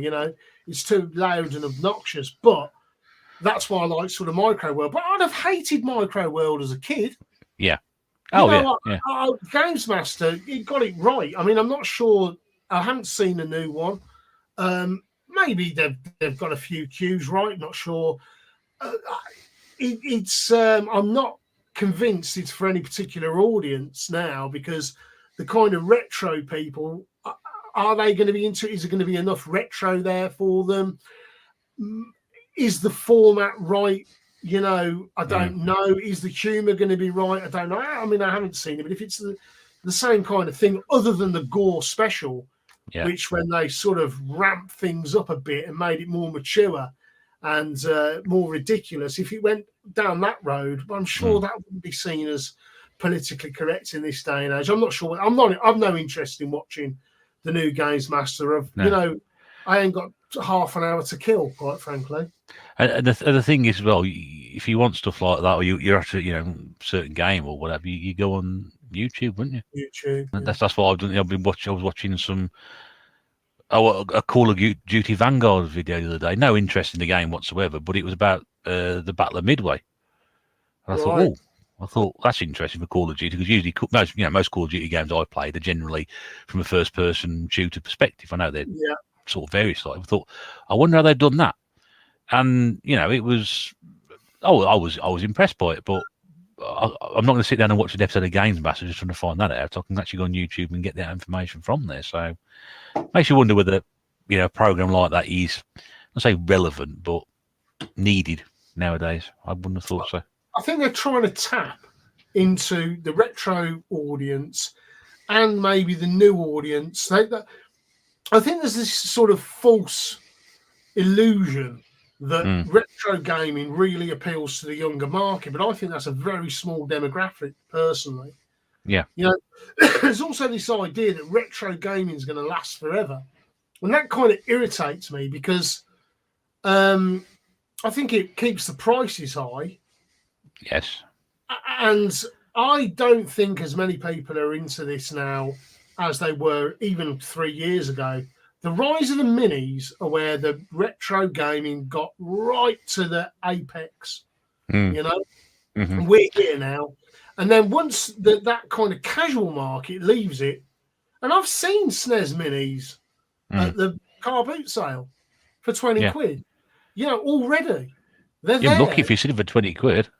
Yeah. I mean, not that frequently, but let's be honest, the kids, they're not really interested in that. They want a PS5. I don't blame them. It's the old nerds that keep it going, and the collectors. And I think the collectors, and I've been one of these, Russ, don't get me wrong, I think the collectors really overvalue their stuff. They look at it at what it's sold for on eBay at the highest possible price. But if you're trying to shoot for that highest possible price, you might be waiting 6 or 8 months. And trust me, I sell on eBay on a daily basis. This is coming from a legitimate scalper scumbag reseller. I've always been really registered trademark. I always offer a good customer service. I try and do that, and I love overinflated prices, Russ. God, I'm in it. I want to make some money somehow. I'm also a collector. I've no issue with any of that. I always think, the early bird catches the worm. And I remember this whole idea that sort of people who are resellers are the kind of the low lives of the community, but there's so much frigging hypocrisy. It's another thing. I remember when I started getting into YouTube, Russ, I'm going off on a tangent here. You can cut me off whenever you want, mate. But carry on, mate. I remember watching YouTube, and there were these kind of personalities in the scene. Oh, it's disgraceful that these people, they're not true YouTubers. They're not true collectors because they're trying to make a few quid. And I love that. I thought if I could rattle these people any way, shape, or form, I will. And I did do. The second I got on YouTube, I was like, yeah, I'm a scumbag. I'm a collector, but I'm also a scumbag reseller. And I think anyone who's got half a brain cell or is in any way, shape, or form enterprising will also be a scumbag reseller. And good bloody luck to them. Give us some tips, mate. Oh, talking of which, there's another one of my channels which does still exist, but I can't get on there. If you want to look at some of my reselling, there's a channel, I think it's maybe 5-6 episodes that I started a couple of years ago. I couldn't log in anymore for whatever reason, so I stopped it. But it actually generated 80 subs within a really short period of time. It's the fastest growing channel I ever had. I did edit sort of together with a bit of music and all that, and there's a voiceover, and it's called The No Nonsense Reseller. So have a look at that. Have a look at No Nonsense Reseller, and you'll see what I kind of get up to in one of my main kind of jobs these days. It's not my only job, but it's certainly one of them. I'm going to write that down because I can put a link in the description below as well. And I'm going to watch a video when we finish talking. No Nonsense Reseller. I'm sure it's still up. Just very, very quick, going back to that point you made about the retro gaming community, overpricing stuff. Do you think, in a way, that it's sort of split it now? That there's the retro gaming side of it, and then there's the retro collecting side of it. Do you think that it's now morphed into those two entities as opposed to just sort of being called retro gaming? Because we see a lot of videos go about YouTube about people saying you're trying to get debate going about are you a gamer or are you a collector? Yeah. Is there this fine line which is now blurred? We used to be blurred, which is now very much definitively split. You're either in one camp or the other. Do you go along with that? Well, you know what, Russ? I unfortunately succumbed whilst I was a gaming YouTuber to this preposterous nonsense, and that's because there was this idea floating around that you can be a bit of both, but if you're just a gamer, I'm not interested, and if you're just a collector, I'm not interested, and there was this kind of division. And I never truly knew where I stood because at the time I was playing all the games. You know, I wasn't just buying them. I was like, no, that was never the case. I did buy a few and never played. Of course I did. Quite a few.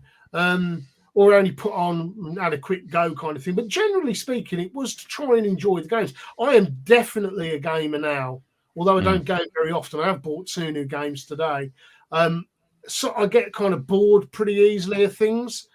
And I have these times, Russ, where I get obsessed and sort of really get into something, and then I haven't really played much in the last year, if I'm honest with you.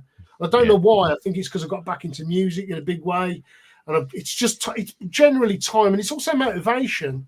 And you can kind of, if you're trying all these games and you don't really like that many of them, which happens to me a lot, I think, why am I wasting my time doing this? And the other thing is, Russ, there's only so much time you can spend sitting on your arse. If you're making music, doing YouTube, you know, and gaming and watching movies, I mean, it's not the most healthy thing in the world. I like to get out and about. I like to walk the dog. I like to do a bit of exercise. Not that I'm Mr. Fit or anything by a long shot, but, you know, there's only so much time you can be sedate. And I think when I was playing the games the most, where they served the best purpose, when I was in a very stressful job, and I came home, and it was a way to unwind and also experience the nostalgia, especially things I never had, because I bought all the systems near enough that I'd never experienced that I wanted. So, but it scratched that itch until I kind of became. Until my employment situation completely changed and became a lot more manageable, you know, and I'm working from home a lot kind of thing, you know. So from going from an extremely high pressure job, or 2 jobs, to a much more relaxed position, I was like, well, you know, I took a massive pay cut, all this kind of stuff, Russ.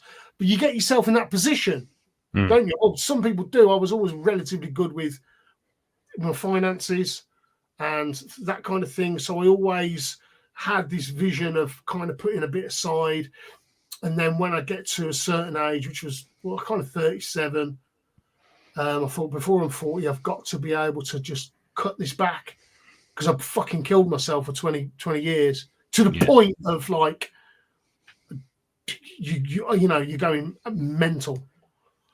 But you have to do that in order to go on and have a bit more of an easy life now. Not to say it's going to be like this forever. God knows what's around the corner, but, you know. No one knows what's around the corner. Of course not. Anything can happen. But, sorry, I've gone off on a massive tangent. The gamer collector. The gamer collector, you know, really, were we collectors as kids? Sort of, but really, you couldn't afford to be. When I started collecting records, I understood that the records were there to serve a purpose, to mix and blend and utilize. So you needed an arsenal of these things, and they weren't for swapping. But once you'd finished the game, would you go back to it? Well, I wouldn't. I find it's kind of like, it's almost like rewatching a film time and time again. There is that argument. Do I want to watch a film time and time again? There's a handful I do. But generally speaking, I'm buying these films just because, well, they're a collection. Yeah. But I'm a collector, Ross. But at the same time, I am a consumer of the product. I don't want to just collect any old shit. Yeah. Unless there is a caveat in that, of course, it has value. Yeah. So once again, my God, I'd be a moron, you know, or some sort of freaking communist if I didn't want to kind of buy something with the vision to leaving it in a box and it's accumulating wealth over the years. Man, I've always been about that. Listen, the people who aren't like that are born rich, and they don't know what it's like to have no money, and they've never had to need for anything. And I genuinely believe that. It sounds like a little bit of a generalization. So be it. I guarantee you there's a lot of truth in it. I think you're probably right with that. You're probably right. I mean, I've probably gone the same route. I probably consume more in the last, 6 months, gaming wise, opposed to before then. I still very much put myself in the collector side of it, but with the intention of still playing the odd game here and there. But I was like you, when I started, we used to mention about recollecting old system stuff I never had before. I was just buying everything I hadn't got, and I thought, I'm gonna have this now and have that, and it's all dirt cheap, and I can have it, and it's just sort of steamroller from there. But again, I'm also like you as well. I can get something obsessed by something very, very quickly, and then in a few months, because I get bored with it, or I just drop it. And this is probably the only thing I've really sort of stuck at. I mean, I've probably been doing this now for probably about 6 years. Been doing the YouTube for just over nearly 4 years properly, and I've been doing the collecting at least on and off probably for about 11 years, but certainly for the last 6 years or so, really hammering it. And it's something I've stuck with. What do I replace it with? I don't know. The 7-year itch is on its way, Russ. Yeah. I think I started getting rid of it after about 7 years. I can't. That's not what I've done recently. I can't. It's not going to happen. It's not going to happen. I think what I probably will do over time is gradually go back the other way and sort of think, you know what? I've collected enough now. I'm now going to sit down and appreciate some of these things. I had a guest on here, Generation Pixel, a few months back, and I think he said, well, I've got all these games now. So when I retire, he said, I'm going to sit down and play them. So retirement's not that far away, or however long it was. It's around the corner. So at some point, I'm going to sit down and actually, and he plays a lot of games. I'm going to sit down and play the rest of the stuff that I've not been able to do. I won't be able to wait that long, but I think probably at some point in the future, I'm going to say, you know what? I'm going to buy the odd game here or there that appeals to me, or one that I haven't got, or one I don't see very often. But apart from that, I'm just going to enjoy these now, and then get rid of them all and sell them and make money. Well, the thing is, Russ, there's certain things, isn't there? Maybe games weren't quite it for me. Obviously, I've still got a collection. Oh, absolutely, but it's much more minimal than it was a few years ago. But one thing I could never get rid of was my vinyl collection. And in recently, in the past year, I've been buying vinyl a ridiculous amount, generally secondhand. But I stopped buying vinyl other than getting Christmas presents off the missus every year, maybe a couple of records or whatever. That I wouldn't buy any. And I was like that for a decade. Around a decade, other than a few releases, I probably had less than 50 in my collection over a decade. And in the past 2 years, I've been getting them. And I've got the itch back really bad. Yeah. Really bad. And although I am getting them at an amazing price, but again, when the retro gaming, when the bubble bursts, which it will, I'm absolutely adamant about that. Because the casual market goes in there, then the people who sort of want to make a buck, then the seal collectors and all this kind of thing. There will always be some value in the rare games, absolutely. But generally speaking, I remember when Mario Kart on the bloody SNES was £25 cart only a few years ago. Yeah. It's not anymore. It's more like around 14, 15 quid, which is the correct price. But that's going to come down again. So your non-obscure games, I'm adamant, even though everybody tells me I'm wrong, I'm adamant in the next few years it will be not worthless, but worth a hell of a lot less than it is now. Yeah. Because once again, the demographics changing, Russ. So the people who are into the 16-bit stuff are all hitting 40 and over. Yeah. Maybe at a push late 30s. But my God, I was sort of 10 when the SNES come out. So where does that end? But these people, like younger millennials who are in their 20s, they're not into the SNES. They're into PS1. They're into Xbox. They might flirt with the SNES, but it ain't really their bag. They're into Halo and all this. So they're into Pokemon and God knows what else. So I think there is a shift. And then, the collecting thing changes again. So then PS1 becomes worth something. Then Xbox does. But then what you get with them is the libraries are enormous. Mm. So it's feasible. I mean, even though it's ridiculous, it's feasible to get a full SNES set. Master System, Mega Drive, not with the tapes and the Commodore 64 and Amiga and micros, etc. But those consoles, that's doable. That ain't doable doing that unless you're a complete fruitcake, or you've got, you've got absolutely tons of space. I don't imagine you need all that much money. I mean, I know there are games that are valuable, especially on the, like the Japanese on the Xbox 360, the cave shooters, all that. I'd love that collection, by the way.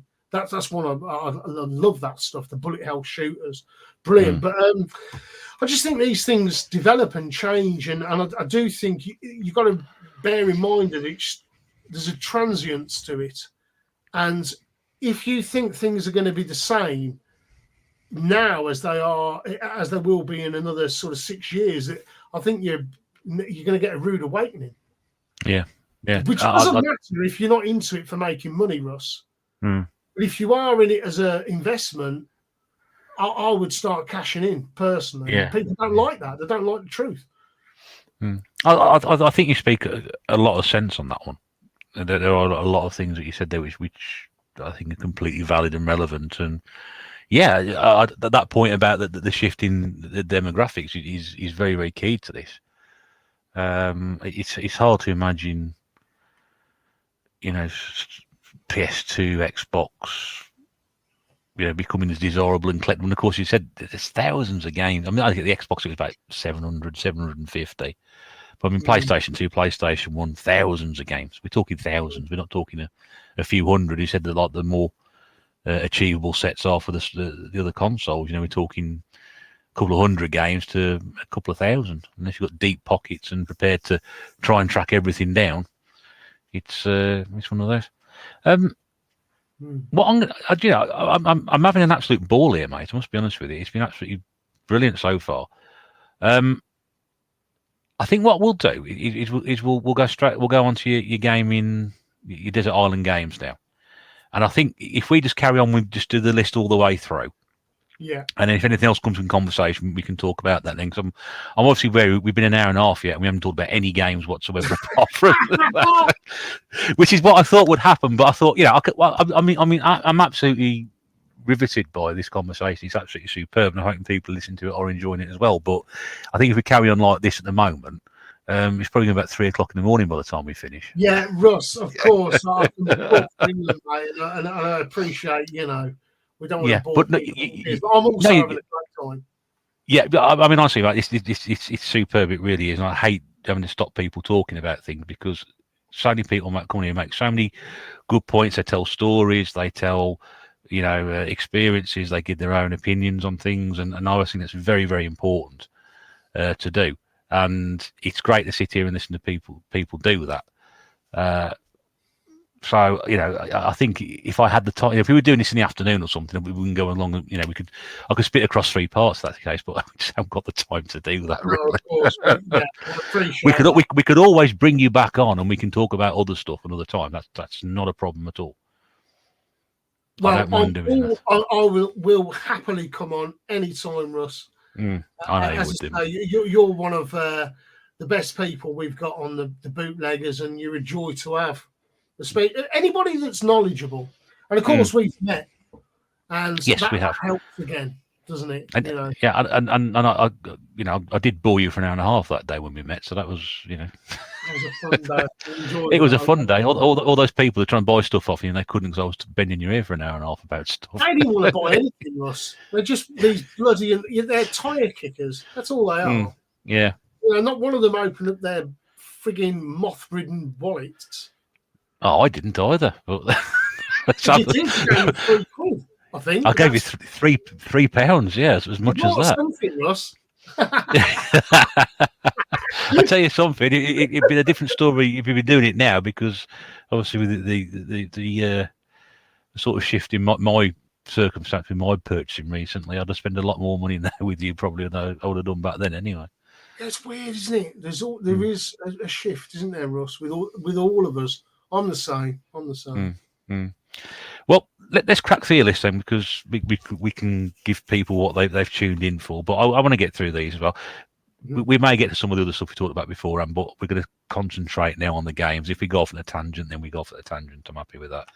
So the first game on your list, then we mentioned was is a handheld system and a handheld game, and one of my favourites as well. So your first game on your list was Tetris. Yeah.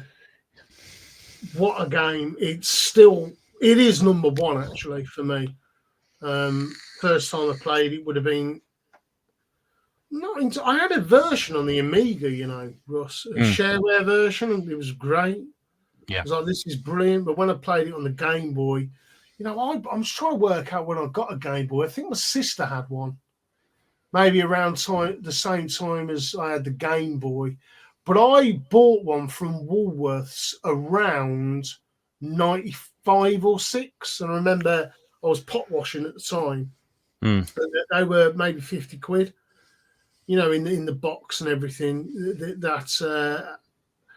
So the Game Boy Color was, I'm not even sure that was out. It was more like late 98, wasn't it?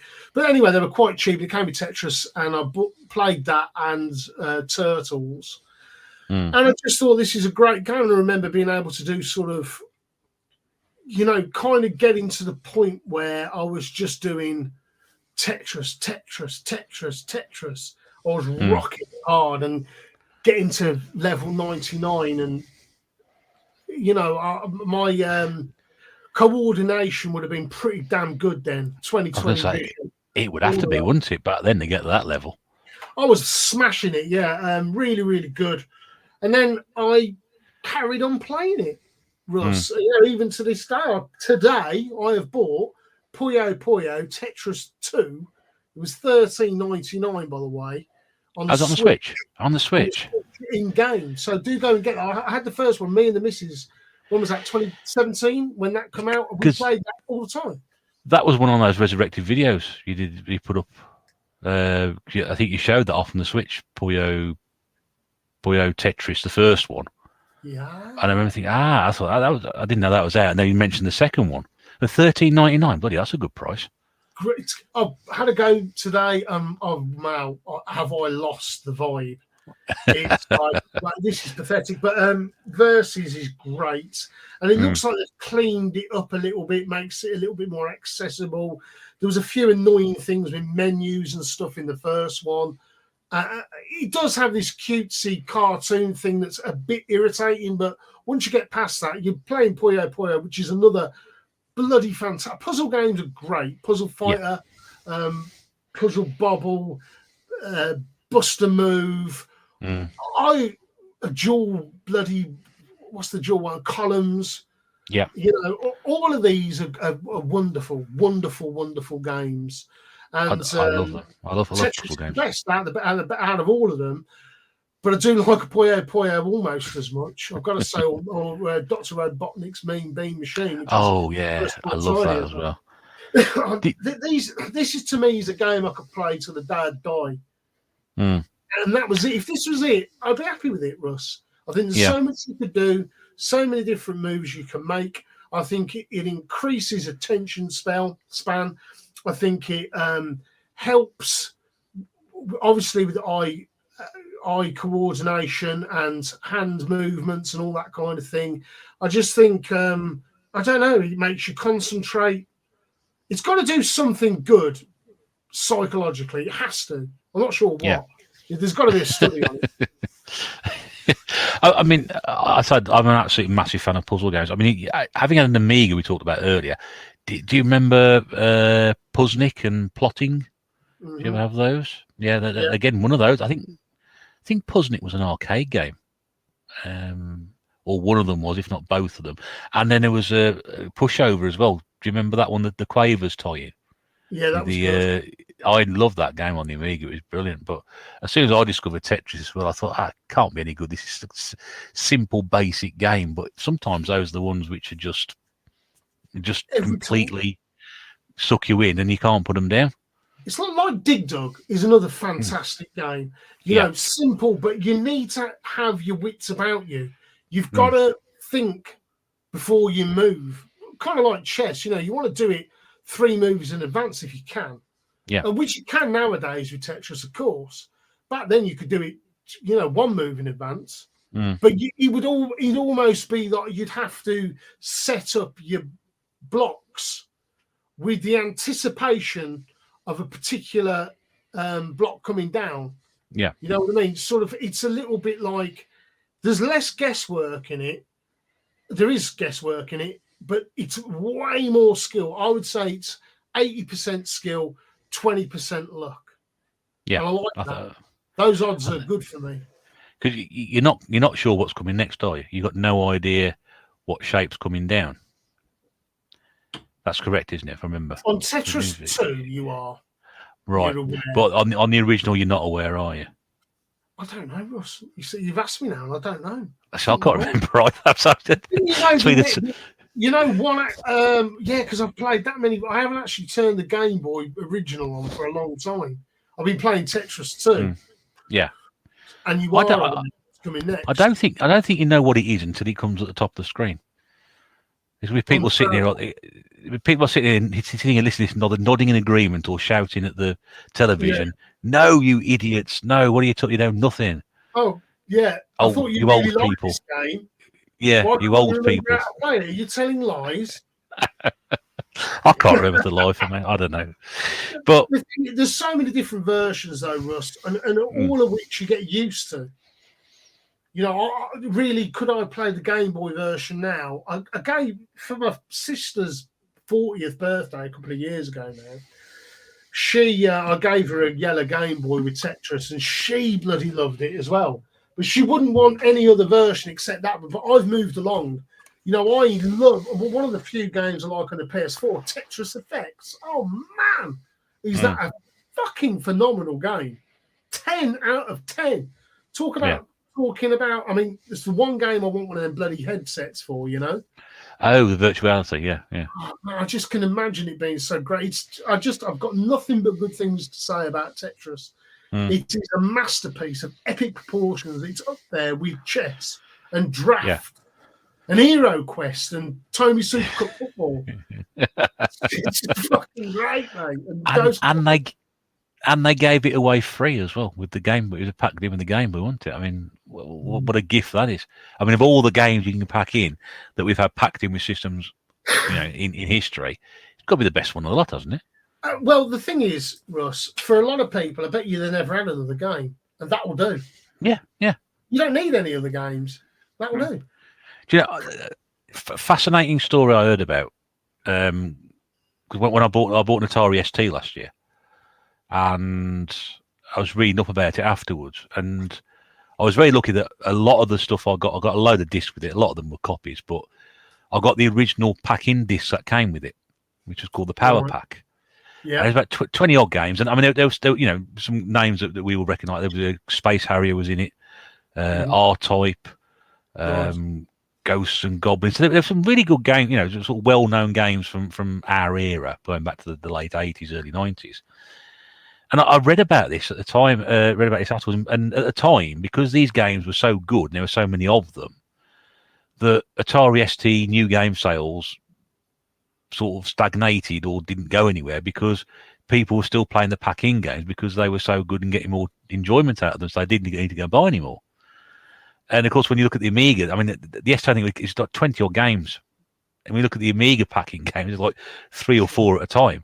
There's 3 of the Batman pack, I think the Screen Gems pack, which came out the year after, which was Back to the Future 2, Days of Thunder, and I think possibly Nightbreed. I don't know, they're right load of shit games anyway. They gave you 3 games. With I think the ST pack after that gave you like 15. It was complete different games. And there was just so much value and longevity in there that no one bought any new games.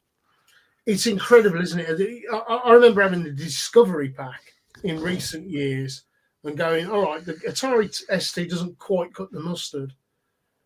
Maybe I'm being biased. Maybe. However, where it absolutely excels, Russ, is its music production, Cubase. And it is rock steady. Even now, to this day, it's like I got rid of my Atari ST only because of room. Yeah. I'm thinking I might get another one because of the MIDI capabilities. It is on point, but also it has a certain sound to it because it's 16-bit. It has this certain way, I don't know, the compression, something about it. And if your ears are tuned to that, even though it's obviously the music's coming out of the keyboards and drum machines and stuff, there's something special inside the architecture of that machine. Yeah. It's. I mean, I've got a lot of good things to say about Atari, and the Atari ST was the enemy as a youngster, but it's one that I've kind of gone now, man. The the Atari STs, yeah, in some ways it's a bit strange because generally the in-game music on the ST games was far inferior to the Amiga games. But then like you point you just made there, I found out about the capabilities of the ST as a machine for MIDI being far superior. And I thought, well, how on earth is that the case? Because the sound comes out, but it's pretty shit, to be fair. But I was quite surprised to learn that. Something to do with having some sort of reaching out to the MIDI composers of the time in the late 80s. And so I remember watching a documentary on it, and it kind of made sense at the time. I was like, oh, right. That's why people I knew were using STs up until 2005. Right. Now people are using them, and that was in contemporary music, Russ. Contemporary music triggering the samples. Now people will use it more in a nostalgic sense to try and get that old school swing, they call it, and that old school, I don't know, just pressing buttons again, that kind of thing. But it served so much more of a purpose than that up until the mid 2000s and beyond. The only other one that could do that in a different kind of way was the 1200 and the trackers. So the Amiga 1200 was pretty phenomenal for music as well. But still, the ST is still better. I think it's an area I know absolutely nothing about, but I've learned about it since I've got one. But it's a machine I always wanted, but like I said, it was a bit like the enemy, really. When we grown, especially if you got the Amiga, it's the enemy. It's the enemy. Yeah. Okay, let's move on to the second game on your list then. So this one, this is the game which is now. We talked about valuable games earlier. Blooming heck, this game is expensive now. It is an insane price. I take it we talked about the PlayStation 1 version. It's a very, very well-known franchise. I think it's the first time it's actually cropped up in conversation on Desert Island Games. So the second game you've chosen is Castlevania Symphony of the Night. It is the PS1 version. I never played the Saturn one, regrettably, because I think the Saturn one has a few additional scenes. Loved Castlevania as a nipper. I did briefly play another weird story. Some of the guys on the estate, there was this couple who used to let you into their house to play their NES, and they were maybe in their mid-20s, and we were about 10. You know what I mean? And playing the NES, I remember playing Punch. I go, oh, these are great games. Once again, I never got molested, but they were nice people, I think things were different back then. And I remember going, kind of, the NES was so inferior graphically, but in so many ways it was superior gameplay-wise. Right. I remember kind of loving Punch-Out, and they had Castlevania. I was like, wow, this is a really great game. And I remember getting a version on the Amiga that just didn't cut the mustard. It was shite, basically, virtually unplayable. And when I got the SNES, Castlevania 4, and I was just blown away. I was like, this is phenomenal. To this day, I'm still blown away. I loved it, Russ. 2D, action, platforming, gothic setting, vampires, weapons, violence, horror. I'm sold. I'm convinced. Wicked music. Now, take that and bring it into the modern day. and I'm going to let you into something here. I didn't play Symphony of the Night until I'm aware it come out like 97, and I think I saw it around the time, but I didn't even have a PlayStation. I was using a PC, and might have had a very quick go, but I didn't start playing it until about 7 years ago. Right. And I downloaded it on the PS3, maybe a little bit longer, maybe 8 years ago, on the PS3, and I was hooked. I was like, this is fucking fantastic. This is a bloody good game. It's deep, multifaceted, weapon selection. I love the story. The music was phenomenal. So yeah, it's a PlayStation game, and I can slate the PlayStation like there's no tomorrow. But these are the games I like. You see, this is it. You know, why are you giving me this like amazing hors d'oeuvre, and you can't give me a brilliant main course as well? You could argue that the PlayStation is phenomenal just because of this game, but you know, it wasn't necessarily developed with the PlayStation in mind. Someone in the comments go, "Yeah, it was actually," but you know, it was on the it was on the systems. It's probably, I bet you, the one to play is.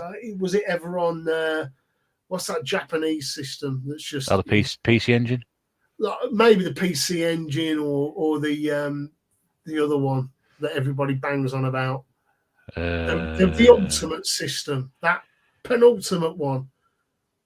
FX, the towns, the FX towns. Oh, the FM towns, yeah. FM towns, yeah, that one. That like, oh yeah, right. Yeah. They're the really, really special ones. I never quite got there, Russ. You know, I never quite got to the Neo. I don't think anybody's got anywhere near them. Yeah. The Falcon. You know, I nearly did. I got to the Memo Tech, but I never quite got to the. And I thought, yeah, you know, this is the next bloody leap. He's over there. Into the big boys' toys, you know. Yeah. And hence the reason I can barely remember the names, because they're too out there. I can't even watch the stuff on them now, because it's like, yeah, really, if I wanted to get into it, it'd be that. But yeah, just a brilliant game. And I've got nothing but good things to say about it. Did I complete it? No. I got very, very close, and then the file wiped. Basically, I made a terrible mistake. I had the PlayStation, the 500 gig one, with the slidey bloody tray. There's either a 12 gig one, which is a bit bizarre, or a 500 gig one. And I got it in, you know, maybe 2012 for a game called Rocksmith. And which is a fucking great game. That's number one, by the way. But it's a program. I think of that as a computer program. But I never cleaned it out, and someone said to me, "You've got to clean it out." And it was only a couple of years ago, and I vacuumed it, and it stopped frigging working. Oh no! So and then I wiped it because I thought because it told me that's what I had to do.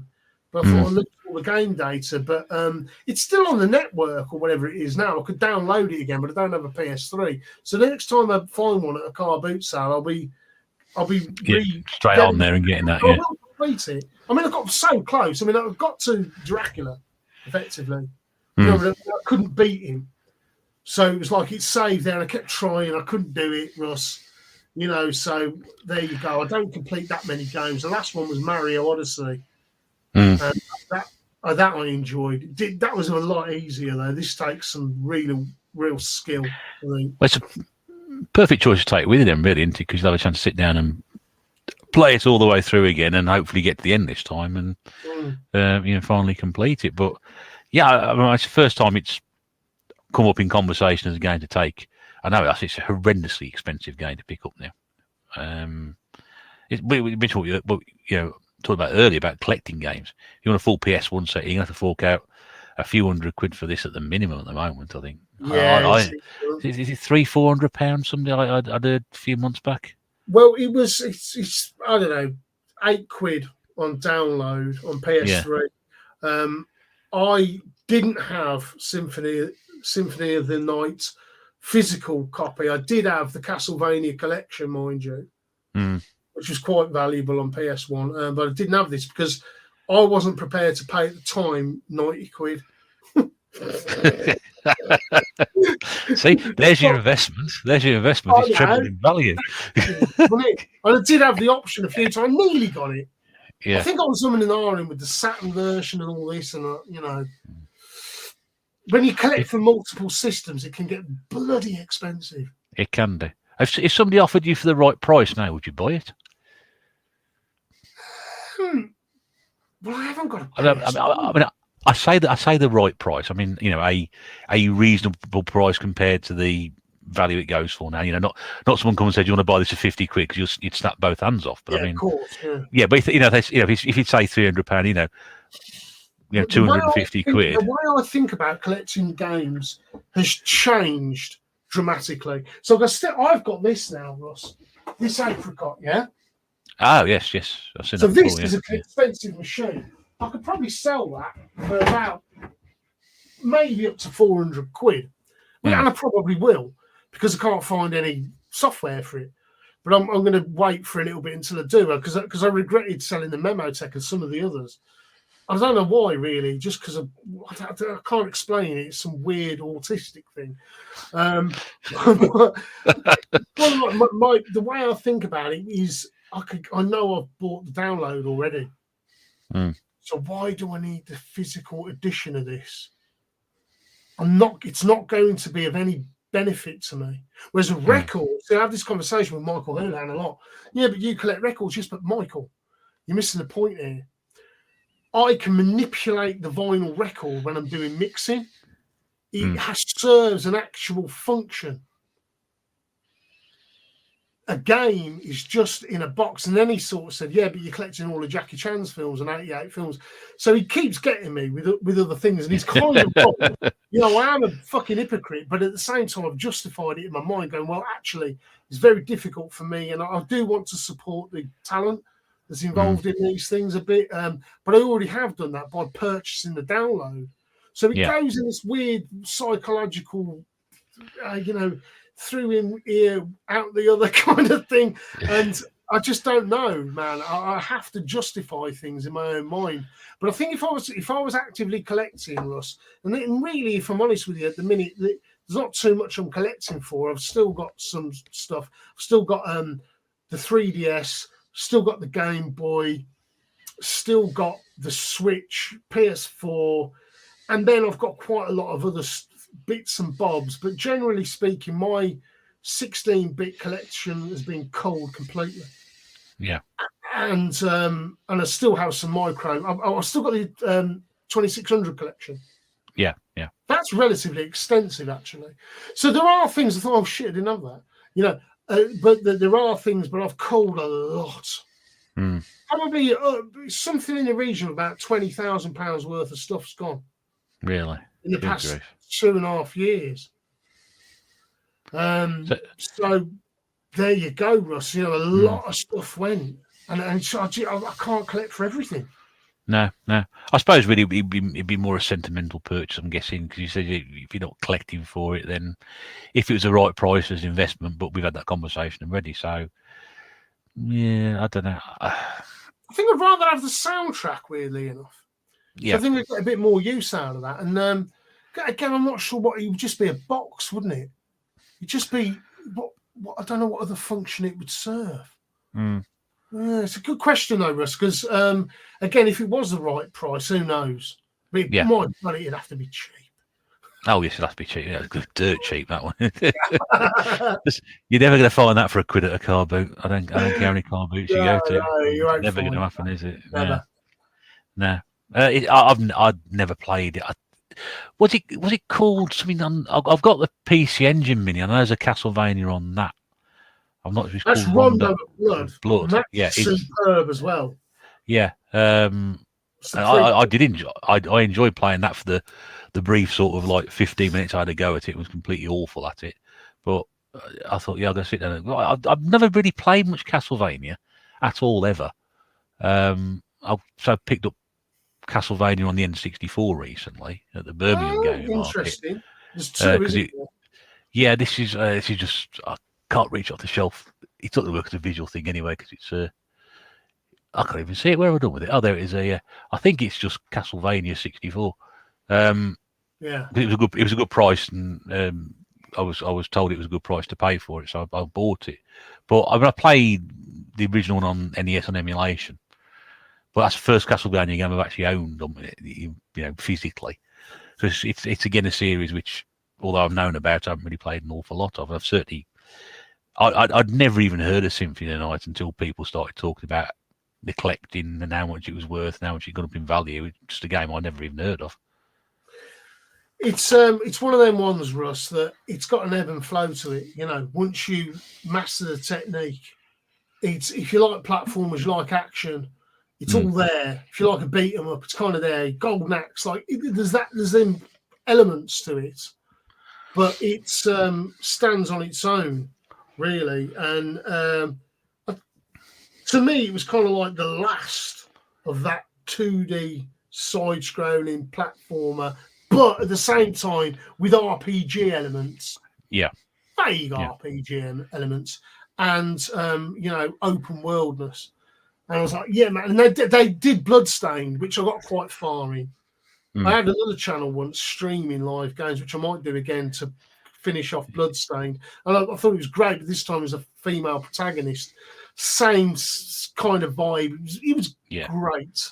Yeah. But again, this is a time sink, Russ. You got to have time. You got to keep coming back. Committed. And that's not always easy, is it? No, that's right. And again, it probably wasn't the reason it passed me by, because I spent too much time buying tat on the PlayStation 1 rather than the good games. I paid more attention to what I was buying, and that would have probably made a difference, really. Gamer versus collector, you see, Ross. Yeah, I was just buying rubbish, mate. Still do. It's never sort of got out of my system. Okay, let's move on from that one. Game number 3 on your list. You did mention this one earlier. I'm going to quick chat about it beforehand because it's already cropped up on a Retro Tips Journey to the Desert Island, and this is Syndicate. So I did have the physical copy of this. One of the few games that I went and bought. The Amiga. Is this a PC version or the Amiga? Sorry, this is the Amiga. The Amiga. Okay. 500, 1 meg upgrade, and so it would have been 93, I believe. And he just got all the coverage in the magazines. I thought I liked cyberpunk at the time. So during this period, I'm like, yeah, I'm big into anime. And I used to subscribe to Manga Mania. And that came through the door. I mean, it's weird, isn't it, Russ? I was trusted with a lot as a youngster. I was exposed to a lot. That you said earlier, was that a chef again? Thankfully not. Oh, fucking hell. But we were allowed to explore things, and just my parents had a belief in me that I knew right from wrong. And this is coming from a pretty heavy Catholic background. Let me put that in there. I mention that all the time, actually. It's a strange thing, but it does have a big impact on the way you think about things. Whether or not you agree or disagree now, it has this way of paving out your life a little bit, and certainly your moral compass. Anyway, I was exposed to all this stuff. I thought, wow, man, almost maybe a bit too much. It's so much great art and wonderful media, and this was no exception. So when I saw this, I was like, yeah, man, this is on some gangster shit, but it's cyberpunk, and you control territories, and you control all the people, and just appealed. And I played it. I was like, this is fun. I played Cannon Fodder beforehand and absolutely loved it. So the sensible guys had been stealing the show with the likes of Sensible Soccer, and then this Cannon Fodder, and then this come afterwards. Yeah, at least to me it did, And I was like, whoa, this is a bit like Cannon Fodder, and you can blow the shit out of people. And you can see some blood. I thought he was mature. And at the time, I was reading Dark Horse comics. Oh, right. So you were really being heavily influenced by stuff like that. Then, the Marvel comics I really loved was The Punisher. So I liked anything with guns. The anti-hero, and I was like, this is fucking great. And of course, Goodfellas, Scarface. Yeah. I was exposed to these films. This is cool, but even cooler because it's got the science fiction angle to it, which I also liked. Especially the kind of, it starts off with the likes of Total Recall, then you get a bit deeper into June, then you start reading, the fighting fantasy books that we talk about on, myself and James. Like there's this kind of science fiction edge to it, fantasy science fiction. I always was just enjoyed those worlds. And I thought it was just I didn't get all that far in this game. It's another reason I want to take it on the Desert Island, of course, because I never really got anywhere. Because I think it was slightly, I don't know, it was kind of like GTA 5. It was one of them ones you could just do stuff, and I couldn't really be arsed with the missions.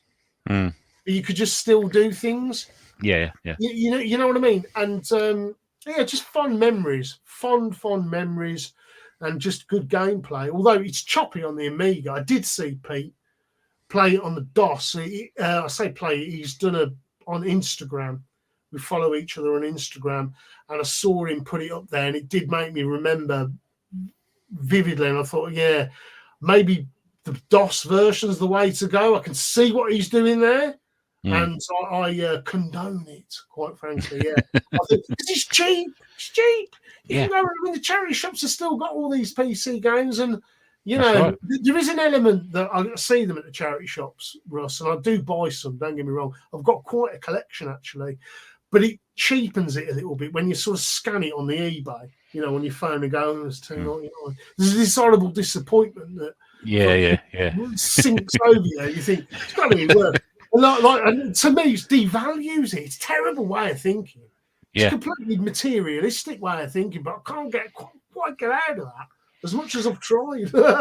No, I agree. I have the same feeling sometimes. I pick stuff up and I have a look at it and have a quick check and think, oh, is that all? Slightly disappointing because you think you've got something which is worth something. And I remember years, I checked some DVDs I had, and I've got the Fry and Laurie Jeeves and Worcester DVD set because I loved that when I was a kid. Now this was the original version, and at one point it was very hard to get hold of. I remember seeing copies selling on eBay for about 150 quid because people just couldn't get hold of it. Yeah, and then for some reason it got repackaged because it obviously fell into a certain domain or out the public domain, and all of a sudden it was worth about 10 quid. So, when you look at something like that, I think, it's just, I have something of value. No, I don't anymore. It's gone. It's completely disappeared. And it is a bit of a letdown, especially when you think about, a game like that you were so into. And you think, compared to other games that you're looking at and wondering what the prices are. We talked about Symphony tonight, and it is a strange one. Disappointing, isn't it? Especially when it's a good game like that, when you've sunk so much time into it and it's a big part of your history, and you want to take it with you, and you think, it's like a 50p game at the end of the day. Yeah, it's extremely annoying because you're like, oh, fucking hell. I'm not sure I want it on the shelf. I'm a snob. Let me just make no bones about it. I want people to flick through my record collection, even if it's just me. And I go, well, you know what? Not only does it sound fucking phenomenal, it's also worth a lot of money. So there's this snobbery and pretension around it. And I used to pretend I wasn't that, but I am. Let it be known. It's the same with games. And a lot of other people are like it as well. Oh, sorry, I was going to sneeze then. Sorry. Sorry, put that. I'm all right. No, you're absolutely right. You're absolutely right. Mate, I think we're all like that. I think we can deny it as much as we want to, but I think at the end of the day, we are. We've all got a little bit of that snobbery in that one. Yeah. You want to go? Okay. Just going to step out for a second. Sorry. I thought I was going to sneeze halfway through that. There you go. We're going to go and nip off, I think, for a comfort break. A bit different this week, isn't it? I think it's because me and Pedro know each other quite well that we've just rambled on. So for the first hour and a half of this, I do apologise if perhaps we weren't quite on topic as we were. But he says a lot of interesting stuff, and he's very passionate about a lot of things as well, which is great. I mentioned at the start I said, if you fancy coming on Desert Island Games, if you've listened to Pedro talk and you think, you know what, I quite like the idea of this. Now we're talking games, it's about what it's all about. So, if you do want to come on the Desert Island Games in the future, drop me a line. Email address is below, retrobear1975@gmail.com. Be great to hear from you. Always got spaces available. There's always a little bit of a waiting list, but we can certainly get you on at some point in the future. If you want to listen to some of the previous episodes, they are in the archives below. Some fantastic guests we've had on, some really interesting YouTubers, big and small. And again, it doesn't really make any difference if you've got 50 subscribers or 5,000. It doesn't really make any difference whatsoever. Everybody is welcome, whatever size of your channel. Get in contact with me. It'd be great to hear from you and talk to you, introduce you perhaps to an audience that you've not sort of experienced before. But yeah, do drop me a line. It'd be good to hear from you. And I'll say plenty of episodes below. It's good, and the concept will remain exactly the same. Just bring some games to Desert Island, talk about some of your favourite stuff. It'll be fantastic. I'm sure plenty of people will love to listen to it. He keeps popping in and out of shot at the moment, so I'm just going to keep filling for the moment till he pops back in again. So we're about halfway through his list. We've still got 3 games to go. And obviously, there's just 2 games at the very end. He's now returning, and he's looking full of it. You all right there? I got you there, didn't I, Russ? Coming in. I just had to listen to you to see. I know, yeah. You just catch me out with that one. You belong on radio, my friend. That was fantastic. That was a trick. I did quite a lot with Mark and Mike. I just turn off the camera, and then they go. Well, I've done it before, and it's laziness at the end of the day, mate. It's laziness because I can't be asked to sit down and go through this and find out the point where you nipped out and cut 2 minutes out of it where I sit here and waffle on. So, don't worry about that. Yeah, well done, Ross. Yeah, thank you. Thank you.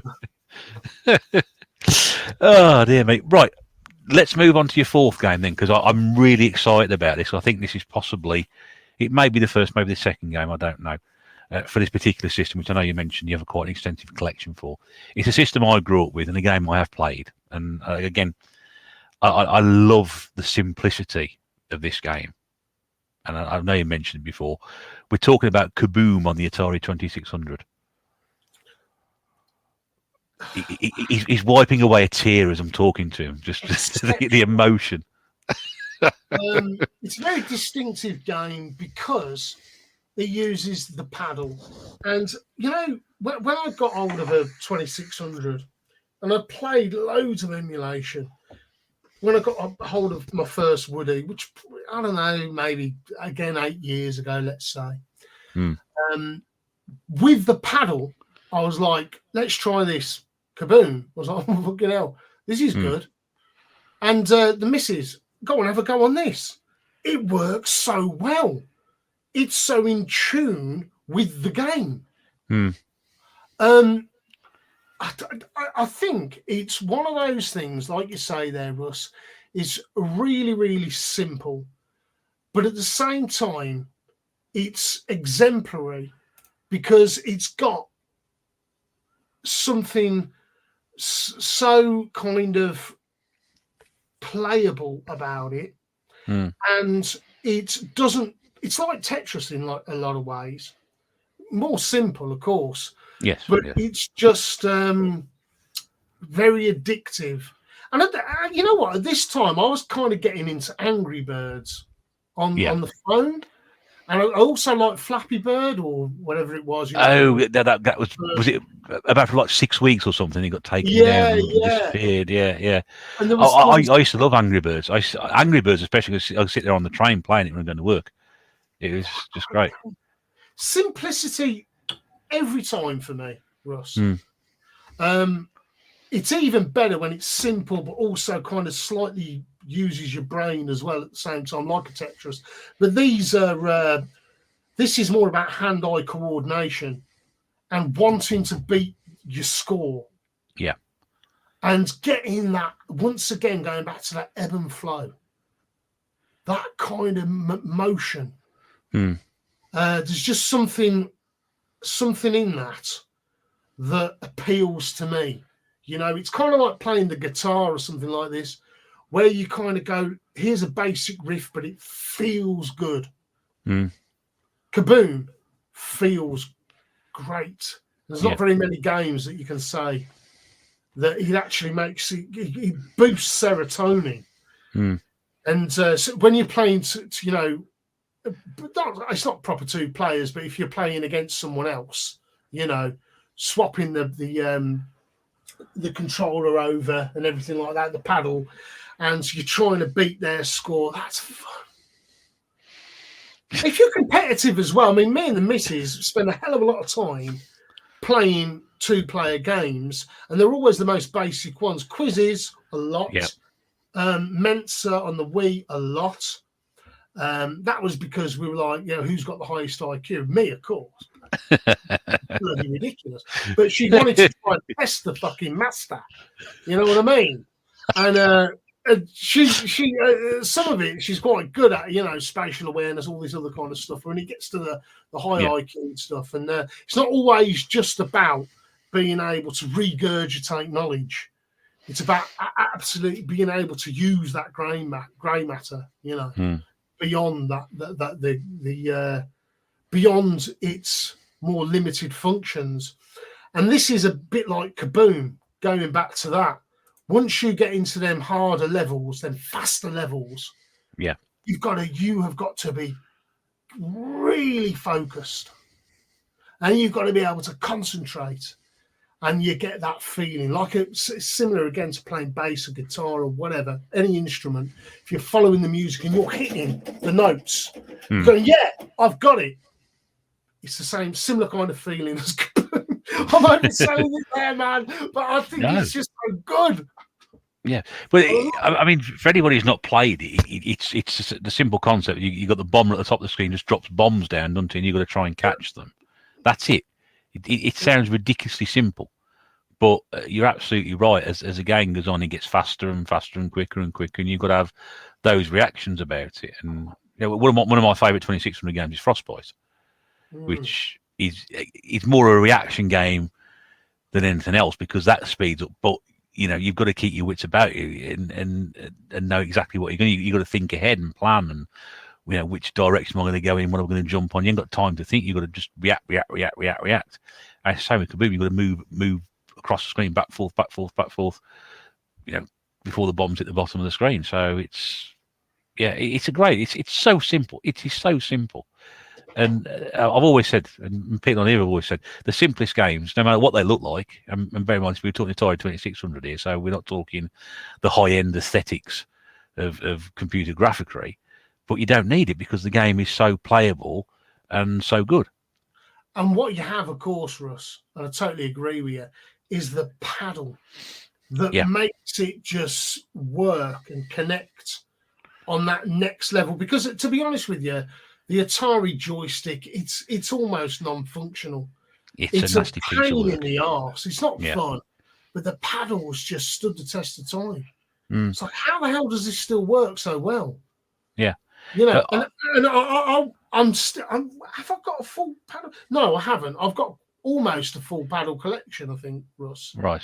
On a 2600, and there's a lot of good games, even bloody Pong. Oh yeah. Yeah. So it's one of the originals, right? It's still a fantastic game. Yeah. Breakout is another bloody brilliant one. Come on, man. Yeah. It's a simple concept again, but so playable. Warlords is probably one of my favourite games with a paddle. I love Warlords. And I've tried playing that. I've tried playing that with like an analog stick or a D-pad, and it is not the same thing. You need that paddle there. I mean, we used to sit down, our family, all four of us playing that. Mum, Dad, me and my sister. But the only time I can remember all the four of us sitting down and playing a game was Warlords. Just tremendous fun. Yeah. And you couldn't find a controller that was better for playing that sort of game with it. It's funny, isn't it? The 2600, it's not very distinguished, really, in this day and age. But what they got right has stood the test of time and become, even though it's arguably the original machine. I know there's Coleco and whatever else beforehand, but man, if you're getting that, you're hitting the mark back in bloody the late 70s. That's right. And it's 70s, still early 80s, phenomenal in 2021. And SARS, your PS5 doesn't appeal, but a game of Kaboom will. Would you like to play such and such on the PS5? Not really. Yeah. Would you like to have a game of Kaboom? Yes, all right. Yeah. And the thing is, you can pick up loose cartridges for practically next to nothing. It's not expensive to collect for. I mean, the unit itself will probably set you back a little bit, but in terms of actually the software, I mean, you might argue that, well, what's the point? It's not the most desirable thing to collect for. But for me, it's a nostalgia thing because I grew up with it. And I've got a nice little collection going along there. I hope to add a few more to it going on. And that's what you do. Now, it's the game. Games might look like dog shit, no doubt about it. But there are some really nice games. You play Smurf on the 2600, beautiful looking game, absolutely beautiful. Music will drive you around the bend after about 30 seconds, but that's how it is. Russ, it's bizarre. I never grew up with a 2600, and I have very little nostalgia for it because, as I say, my first system was the Amiga. And, to my knowledge, the bloody Atari was 11 years old by the point I got that in 88, So, was it 77 it come out, 78? Yeah, it was 77, I think it was, yeah. It's old, man. But the thing is, once I was reintroduced to it, and of course I'd played bits and bobs in arcades, I'd played the emulation. It was one of the first things. I remember emulation on shareware discs on the 500. Yeah. Thinking this is kind of cool. I like asteroids, I like the simplicity. So I always kind of gravitated towards those games that are genuine games, skill games, what I like to call skill games. And, when I started collecting, I was like, that's the last system that for some reason I just don't particularly want to get rid of. I've had a lot of Woodies, but some really rare ones as well. I think I know left. I know you showed me one. We've got quite a low serial number in it, which was because you were asking about that one. I was like, that's quite a late. I've got one. I think mine was probably one of the later runs, which came out when they moved all the stuff to Hong Kong towards the end of just before the video game crash. So I got a really late one. I think it's still the wood one, but we had it originally. I just love it. I think it's just iconic. Some of these systems look iconic. This is an iconic system. If you grew up like I did at the same era, a lot of people would say, "Oh, did you?" First thing when we were at school, telling people, what computer you got at home? Oh, well, I've got an Amiga, but I've got an Atari as well. Oh, yeah, I had an Atari when I was younger as well. And people like that know what you're talking about. Yeah, people don't think of it as STs when you talk about Ataris. They don't think of the 400 XL or the 800 XL. You say Atari to somebody, they think wooden console with Space Invaders or Pac-Man or something like that. Even though the Pac-Man was terrible, but that's how it is. I mean, Space Invaders. I love playing Space Invaders when I was a kid on it. Just so much time spent. It still holds up. I put it on not that long ago, and I enjoyed it. Even you could put the Mega Drive pad in there, so you can play it properly. The joysticks aren't great, but so what? The paddles are. There's Gorf. There's way more than a handful of titles that are very, very good. Okay, get past the graphics. They are super basic. They are, and they're but again, getting into gameplay here, you've got to have sort of ability, and I like that. I cannot get my head around this nonsense that the computer's going to tell you what to do. This is why I hated a lot of the PS1 games, because it started flashing up, press this, press that, button mash. No. There's no skill in that. It's kind of like, to me, I think of fucking video games as an extension of proper games like pool or snooker. Yeah. It's got to have, or pinball. Now we're talking, baby. If I wanted to get into it would be pinball. I love it. Love the mechanics of the thing.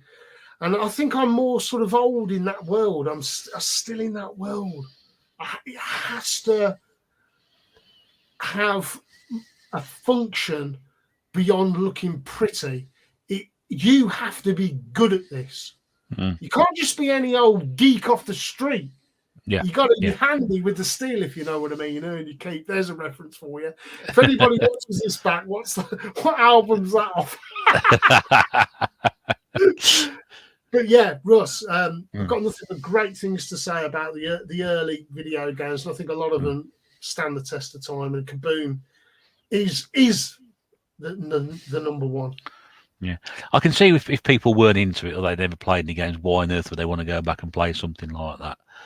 But yeah, I liken it to anything. If you want to be a fan of something or an appreciation of a certain art or medium, then at some point you have to go back and do it. You may not like it, you may not appreciate it at all. You may think, "No, this isn't for me," but you've got to try it. You can't just sort of dismiss it out of hand and say, "Oh, that looks terrible." Sorry, just interjective. Them people, I don't want to know. I have nothing in common with them people. I'm not interested in talking to you. If you're not going to like Kaboom, not only scratch me off your Christmas list, unsubscribe from the VHS Bootleggers. I don't want to know you. It's extreme, that, isn't it? But you've got to be extreme. You've got to be extreme. Well, that's true. That's true. But yeah, I mean, just give them a go. Just give them a go. Don't dismiss them out of hand. You might find that you like it. If you don't like it, fair enough. You tried it. But people are conditioned, aren't they, Russ? To once they are introduced to a certain thing, if the next thing that they're going to try and sort of have a go at, which is 40 years previous to this, and it's almost an entirely different, I don't know, it's almost like a different media. Yeah. I can understand in some ways. I feel sorry for these people. They need therapy. But if I show you this, and I know people can't see it out there at the moment, but if I show you this Atari cartridge, which is Return of the Jedi, right? Mm-hmm. I mean, you can feel the nostalgia from that already, can't you? Oh, yeah. You can feel the nostalgia. So I can show you that or somebody else in it and go, oh, yeah. Look at the cartridge. Look at the way it's designed. I show somebody like that who's only ever played modern games and never gone back and shown that, and go, well, what the hell's that about? It looks like a bit of, tatty old plastic. But to me, that's a memory. To somebody else, that's like, well, that's your memory, not my memory. But it's still, what we're doing is still a very important part of history. And I suppose, Russ, and I agree with you, it's kind of like getting someone who's grown up with the PS4 and showing them the PS1. There's a lot of similarities in gameplay, at least, and cutscenes and button mashing and all this other arbitrary nonsense that you do with what I call modern gaming. Yeah. It's a bit like me growing up with the Amiga, going back to the Atari 2600, going, wow, okay, there's a massive step down in graphics, but there's a gameplay element that I can relate to. So I think if you can go 10 years back, it can work, but there is, once you're going 30 years, 40 years, that becomes more and more difficult. But it's kind of like this, isn't it, Russ? I liken it to music. And I think, I didn't grow up in the 1960s or 70s, but progressive rock is one of my favorite genres because I decided, this stuff had been out 20 years before I was born, Let's not forget I was born in the very tail end of 1980, but I will go back and I will give it a go and realise the oldest stuff is generally better. Not always. There's always exceptions to this. There really are. I mean, in the last 20 years, I would argue the toss that there aren't very many, if any, exceptions in any media to that. But up until certainly the year 2000, which I think is kind of the cut-off point, this is maybe me being a bit cynical and stuff, but I don't know. I could argue the case for this pretty convincingly, that I think a lot of media just went down the fucking Swanee. So you've got to go back. Yeah. So you've got to be. I'm very open-minded, believe it. Even though it sounds like I'm really closed-minded, it's only because none of this stuff that's presented to me now is any good. How can you compare this to this? No. Yeah. It don't work, man. There are exceptions. There are exceptions, and I'm glad. Thank God there are exceptions. Or I really would just be a really bitter old sod. Yeah, I'm probably guilty sometimes of looking back and thinking everything now is crap, and it was much better all those years ago. And and again, it's probably because perhaps I don't keep an open enough mind about certain things. But I don't know. It's because you're right, Russ. yeah. I don't. Well, your instinct occasionally is I am. right. Yeah. I don't like this.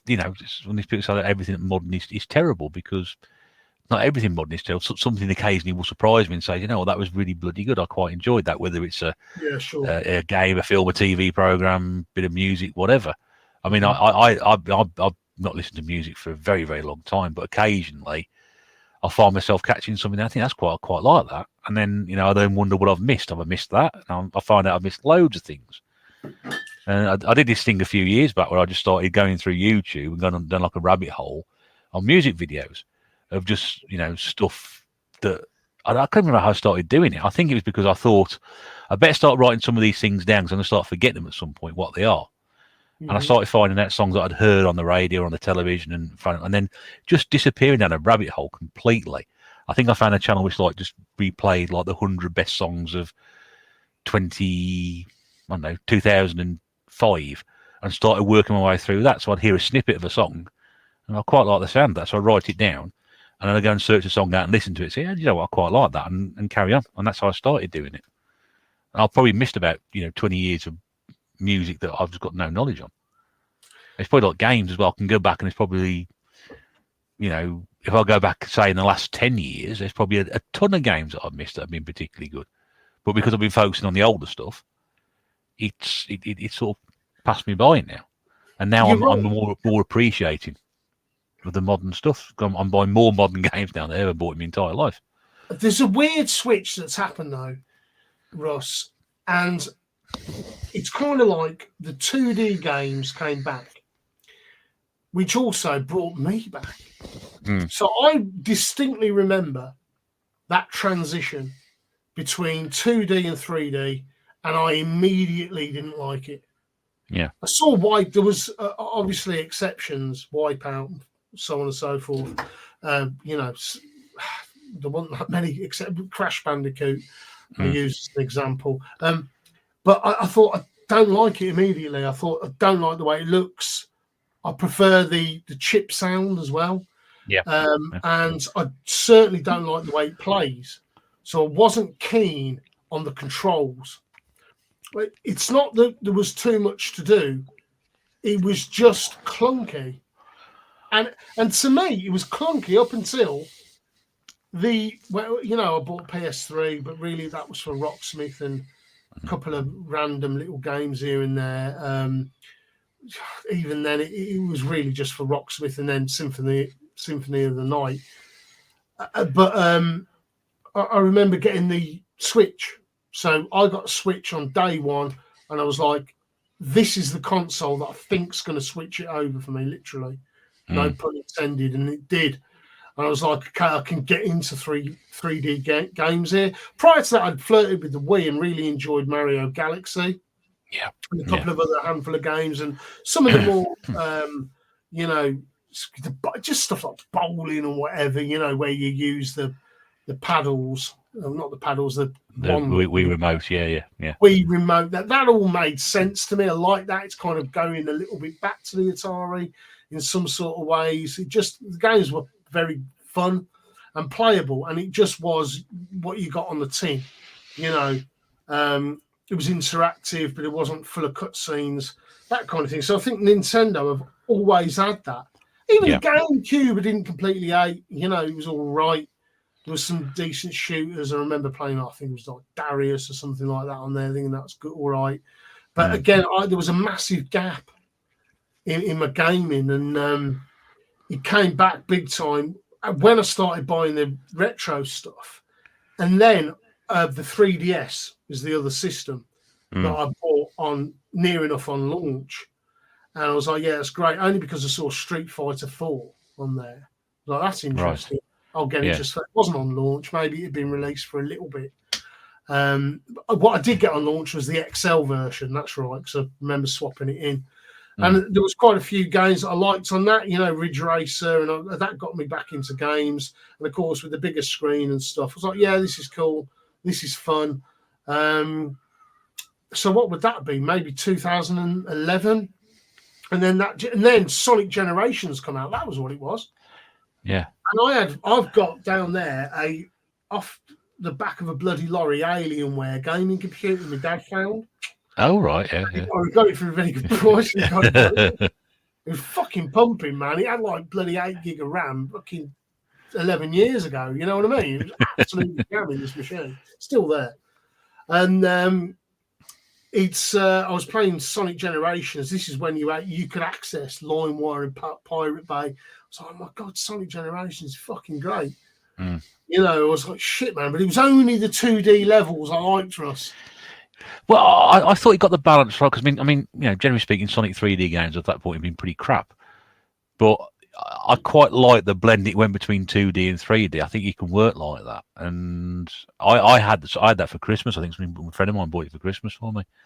I was just really, really enjoyed it. It's the first one I enjoyed a Sonic game since probably Sonic 2.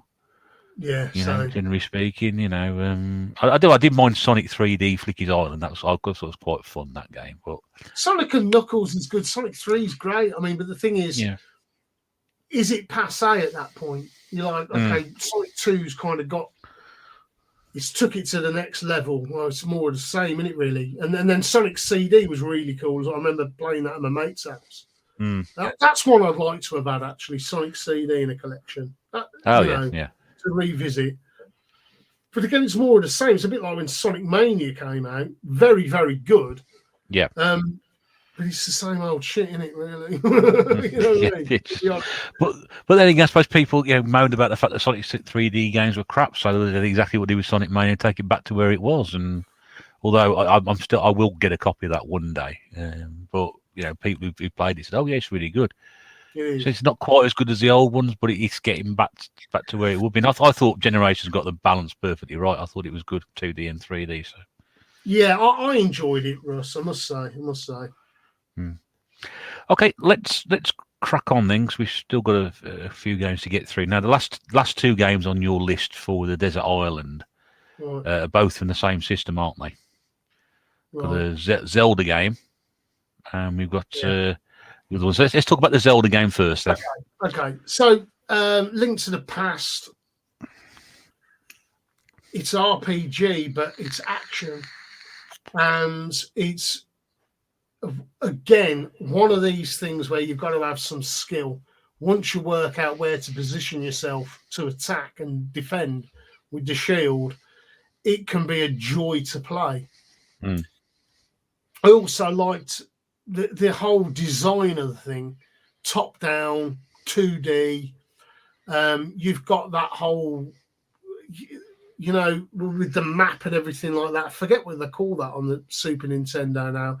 Whatever that weird thing is where it kind of flips around. It's got a name for it. Someone in the chat's going to go, don't you know? Is it Mode 7? Not Mode 7. That's exactly what it is, Mode 7. Oh, is it? Yeah, Mode 7. Okay, yeah. That's precisely it, yeah. There we go. One of us knew what we were talking about. That's all right. Yeah. So I loved it back in the day, and I did complete it. I've been playing it again. And when I had the SNES collection, I had several copies of it, and the battery failed me on more than one occasion. Changed the battery and never completed it on original hardware. So I completed it back in the day, nearly completed it again on numerous occasions over the past, 5-6 years. Then I got it on the SNES Mini there. Yeah, I know it's cheating or whatever, but at least I can save it. And when I get the sort of motivation to play it, I enjoy it still. It's just a very, very good game. It's one of them things, Russ, that if I was on a desert island, it's something that I could sort of, 100% maybe. Get every single, get into every dungeon, that kind of thing. Get all the coins, sort of find every little nook and cranny. Because even though it's on the Super Nintendo, it's still a big game. And of course, what it got so right was the action. So you could it's arguable that it's not even necessarily a typical RPG. It's an action RPG. And I really like that. And I don't think it's ever been done again as well. Even though I like Breath of the Wild, I didn't complete that. That got too bloody difficult, and I got pissed off with it. You know, and I just thought, fuck this. I'm not enjoying it. If I have to do something 30 times, I don't want to know. Mm. It's just, even though I'm going on here about you have to have skill, that's where a game is simple. If you've got to repeat all this stuff again and see the same scenery to get to this point again, that's annoying, because you can only ever save it to a certain point, Russ. Then you've got to go through the whole bloody rigmarole again. I ain't got time. So that pissed me off with Breath of the Wild. Because, I mean, the truth is, when you get older as well, the hand-eye coordination isn't quite what it was. Are you as good as you were? No, probably not. Then you're tired as well, and it's easy to get annoyed. Yeah. Really, I just wanted it to continue so I could enjoy the rest of the game. Mm-hmm. Because these games are so frigging vast now, they take 100 hours. Come on, man, who's got 100 bloody hours? 120 hours, 140 hours, 170 hours if you want to get the room, unlock the rooms, and 200 plus hours if you want to, do all this other shit. You're thinking, come on, are you joking? But it's not 200 hours, is it? It's 200 hours if you're competent at these things. If you're incompetent, like me, yeah. double that. It? So who's got the fucking time, Russ? And that irritates me. That's where I'd like to be guided through a little bit, but not have so many cutscenes. It's still a game, still in control of the thing. I'm not being told, press this button 6 times and then that button 12 times and wiggle the bloody joypad. No, that's all. I fucking hate that shit. You see, those aren't the sort of games you can dip in for an hour at a time. They sort of playing, if you think 200 hours then, right? So that's 2 hours a day for the next 100 days. Well, that's, but could you play? Could you just play it for 2 hours? I don't think you could do. You got to sit down and play it for 3-4 hours at a time to get some progression into it.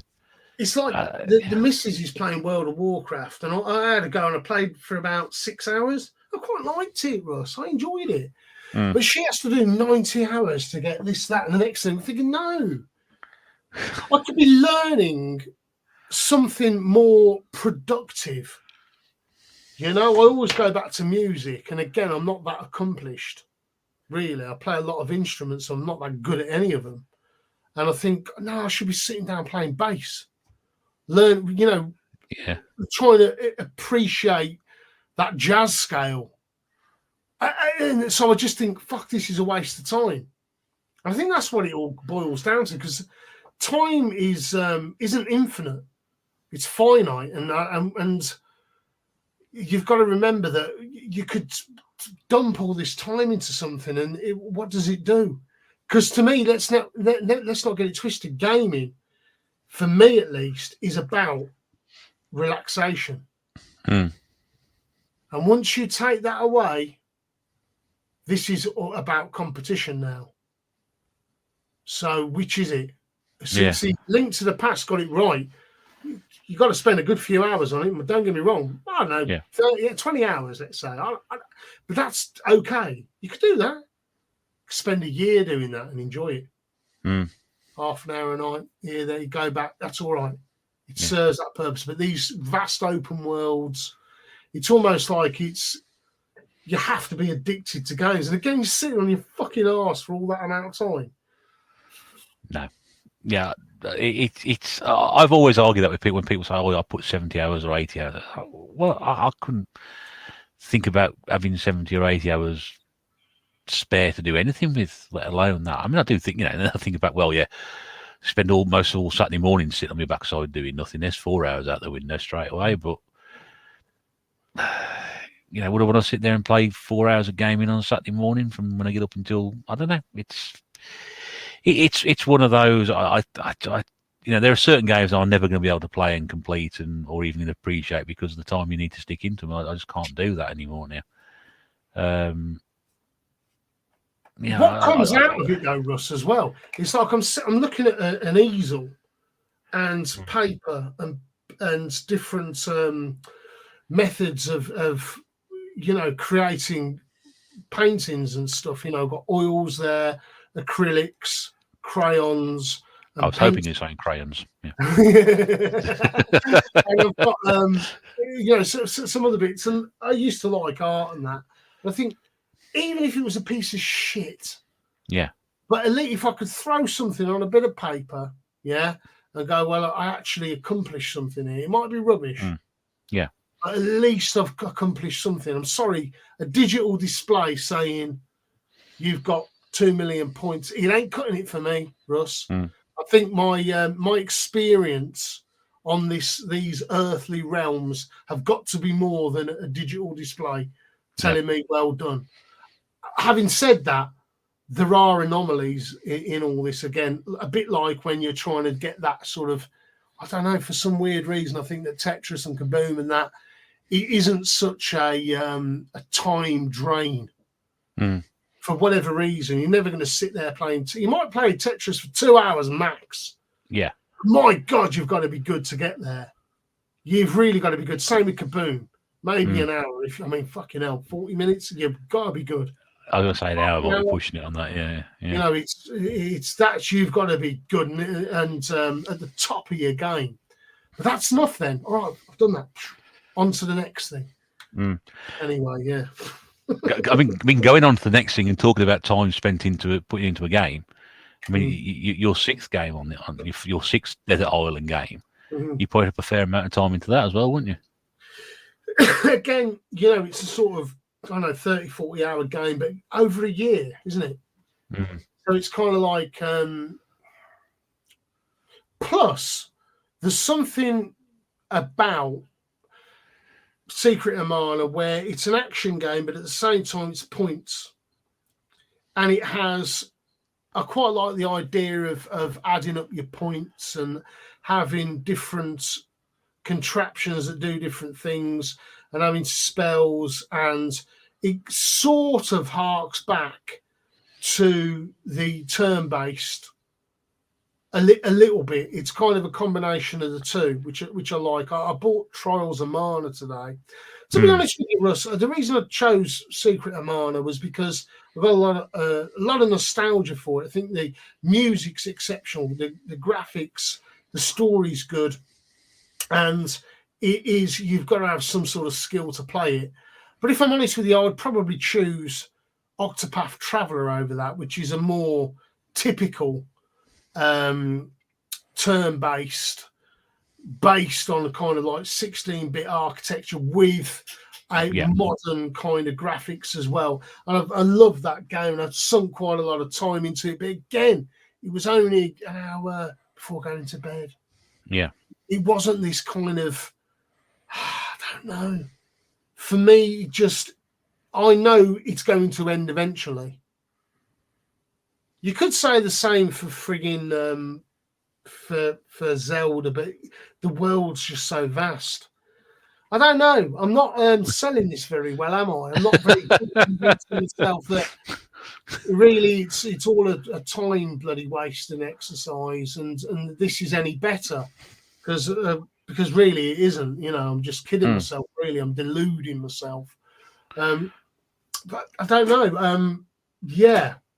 It's just a very, very good game, and I like the fantasy setting as well. Of course, This is another thing with Zelda. It's got a futuristic / prehistoric kind of medieval, God knows what, this whole amalgamation of all these different things that are brought together. And Secret of Mana is no different, and everything just works. When I got that and put it in, when I was like, 14 or something like this. Yeah. And I heard the music, I was like, this is fucking great. Music's very good in it. Music's brilliant. Yeah. And I like the anime kind of sprites at the time as well. I thought this is just, it doesn't have to. Have you noticed that none of my games are graphic? None of my games are sort of massively violent. Maybe Syndicate to a degree. Yeah. But really, it's about the strategy. And I've never been one for like. It's always been about substance with the game to me. It's never been about style. Yeah. Whereas with a film, I can watch an exploitation film with blood and guts all over the place, and it's completely wild, man, and really enjoy it for what it is on that aesthetic kind of guttural level. Yeah. But with a game, I can't. I've no interest in that. No, it's not a visual experience to me. It is a complete kinesthetic experience, if you like. It has to be everything: audio, visual, and gameplay, and fun, and it's got to be able to control well. So once you're ticking all them boxes, these are these games. And there are other notable mentions. Like I go about Sega Saturn. What I loved when I played it for the first time, maybe about 5 years ago, was Nights into Dreams. Because yet again, with the 3D controller, it just had this kind of way of you got completely immersed in the game, but what you were doing, what you were controlling, was displayed on screen, kind of thing. It's just it wasn't just pressing buttons willy nilly. It had a purpose. Yeah, there you go. Yeah. No, that's you sold that. I think you sold that pretty well, actually. I mean, it's a very, very good overlay of those sorts of games, and I can see you. I mean, I remember I've not played Mana, but I've heard the music from it, and I think it's beautiful. Something like that, it just makes it worthwhile. And like you said, if everything ticks those certain boxes, it all falls into place. Then the experience you're going to get from it is exactly what you want, and you can't ask for more than that. It's might not be everybody's idea of perfection, but for you, if it ticks all those boxes, and that's exactly what you're on. It's exactly the area you should be in.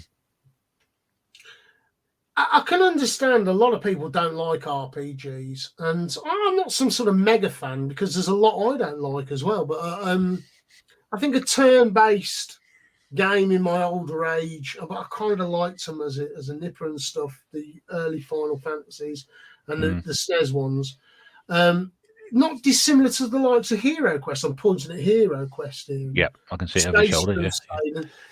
Yeah. Board games. So it's about a little bit more. It's a bit about thinking. So I love an action game, but I also want to be able to think. And the best kind of game, which is chess, of course, going back to this, is a combination of the two. So that's what I go back to. That's the archetype, chess. And drafts, to a degree. And cards, poker. You know, then you've got the sort of the skill and the luck element, which makes it fun. So when you've got the skill and that, you've got to have the little bit of luck, lady luck on your side. That makes it that gives it that excitement factor, which I like. So a bit of strategy thrown in there as well. Has to be strategy in all of these games. A strategy. Well, you need one for chess, wouldn't you? You need a strategy for chess, certainly. Yeah, but even all the games I mentioned have a strategical element to them. You've got to kind of master the moves. When you're doing chess, but you also have to think. I mean, if you're really good at chess, you're going 5-6 moves ahead. And you know what's coming next, and that ain't a game of that is a 95%, 99% game of skill. Well, in my mind, I like the way you've put that. I do. I think that is very, very well put indeed. That's why I'm terrible at chess, because I can barely think one move ahead. You could, because you've got the IQ. I know you could, because you're a deep thinker. I know you could, but you have to program yourself to be able to do it.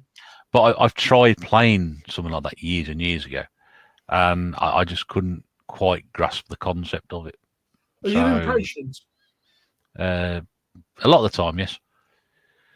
If you learn some patience, you'd be good at it. Yeah, you would. I don't know. I'm one of these people who tries something. If I ain't very good at it, then I shan't do it again.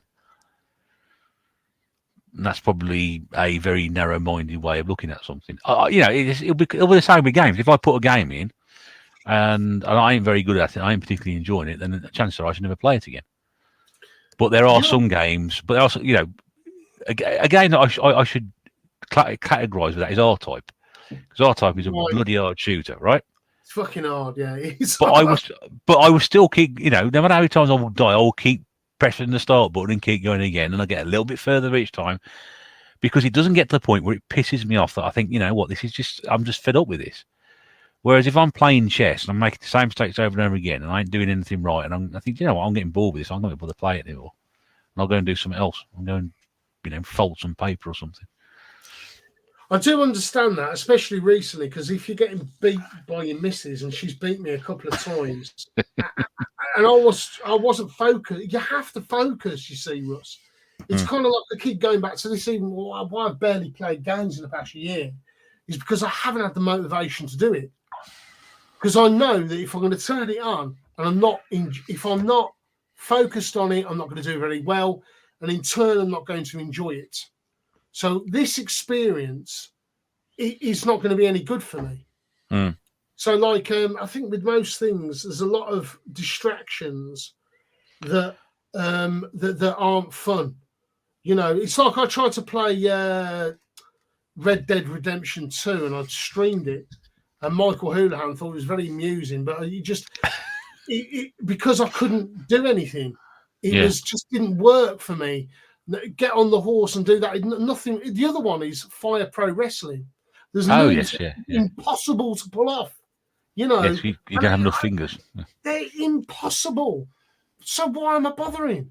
Why are you wasting? I want to play you. I really want to play you, but I want to do that simple. Why isn't that move simple to execute? Yeah. Why did you program it to make it impossible to do? Then it makes me fucking really hate the idea of these programmers. You know, and then I think, fuck games. I want to do something that's achievable. Yeah. This isn't smart. This isn't a smart target playing this fucking game. You know, talking about bloody, you know, business. How a business would want you to perform. It's got to be smart. Right. Okay. Let's move on. So those are the 6 games you've taken. Let's very, very quickly recap: Tetris, Castlevania Symphony of the Night, Syndicate Kaboom, Link to the Past, and Secret of Mana. Well, I'm going to say, to be honest, I'm going to swap Secret of Mana for Nights into Dreams, if that's all right. Okay. Yeah, you can do what you want, mate. I don't really care. What do you mean you don't care? This is incredibly important. I'll swap. Oh, yeah, that's fine. I don't want you swapping that one in out. That's fine.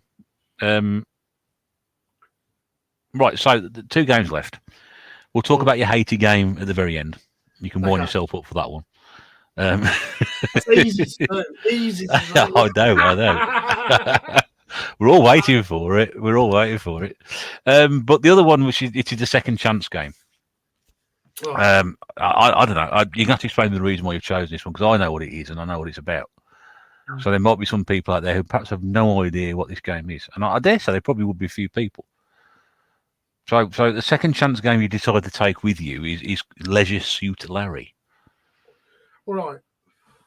Leisure Suit Larry, when I was a youngster and you had to type in all the functions on the Amiga, I found it just such fun. What a laugh. What a laugh, especially when you said you could type things in like cunt and it knew. Stick your fingers up a cunt, you know.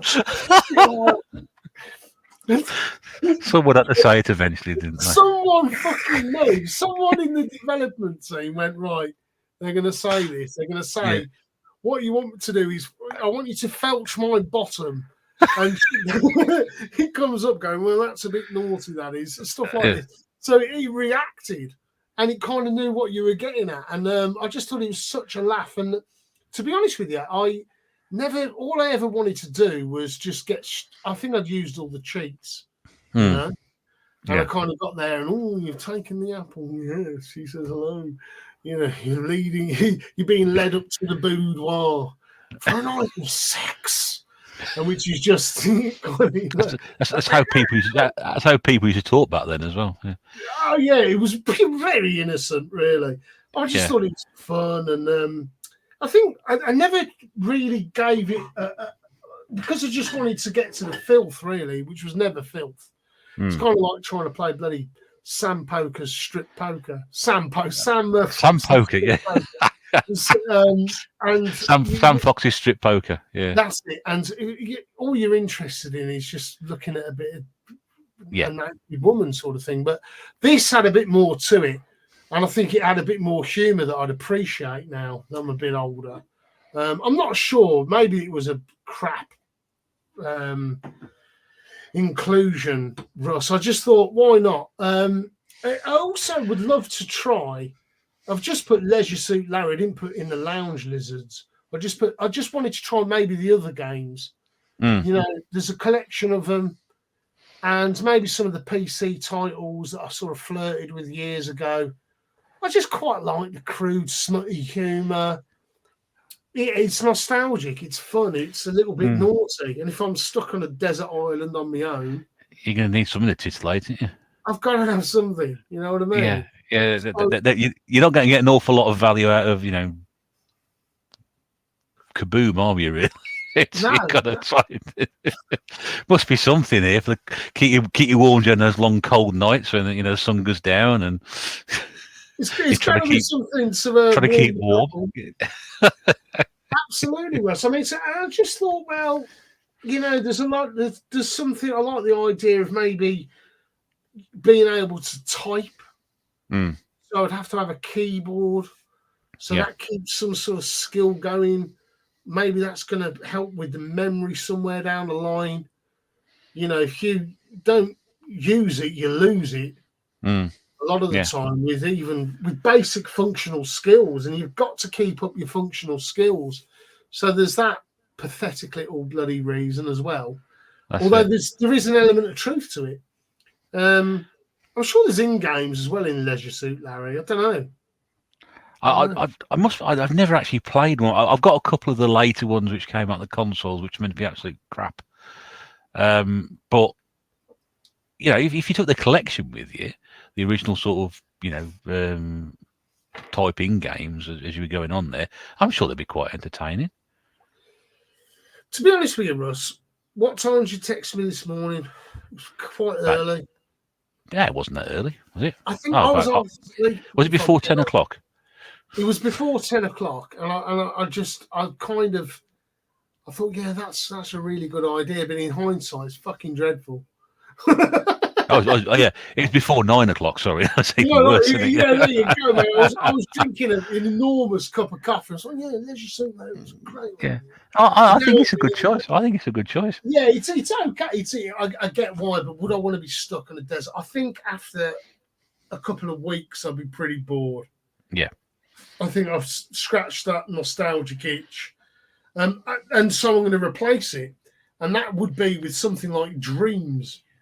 And the game on the PS4, it's not a game, it's a program, which you can develop your own any kind of game or program, so I'd maybe make some sort of music software on that, perhaps. And so that's but I don't know much about it. I got into it, but again, it's going back to this idea of using a controller over a mouse. It started to really bloody irritate me. I was building this world in this three-dimensional space, and it became bloody awkward to control because, again, you're using analog sticks, and it just doesn't work. Things got it right for me. You can't give me the wrong tools and expect me to do the same kind of job. Yeah, and it's not about me going, this whole idea that a bad workman always blames his tools. That's ridiculous. You've got to have the correct tools in the first place. I agree.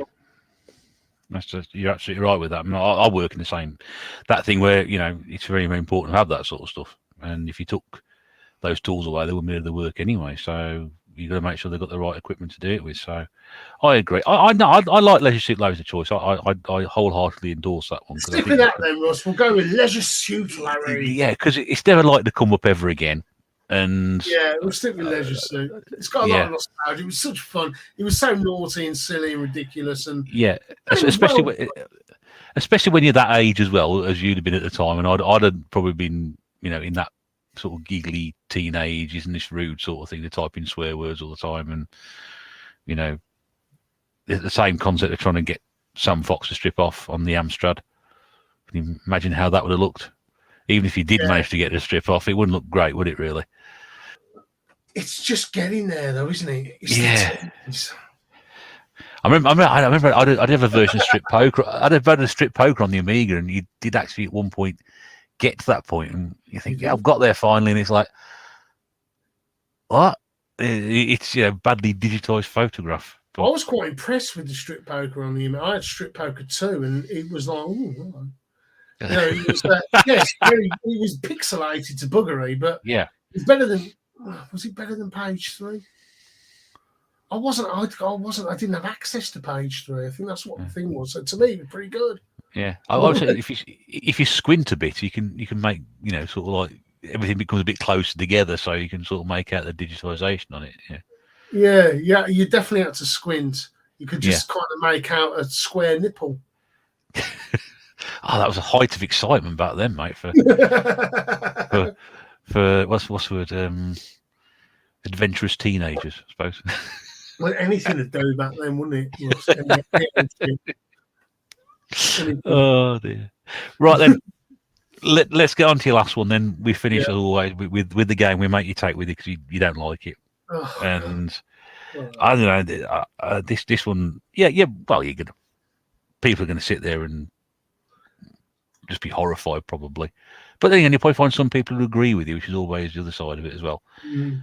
So the game that you decided to we've given you the take with it because you hate it, is Metal Gear Solid on the PlayStation 1. And you've just pulled a face.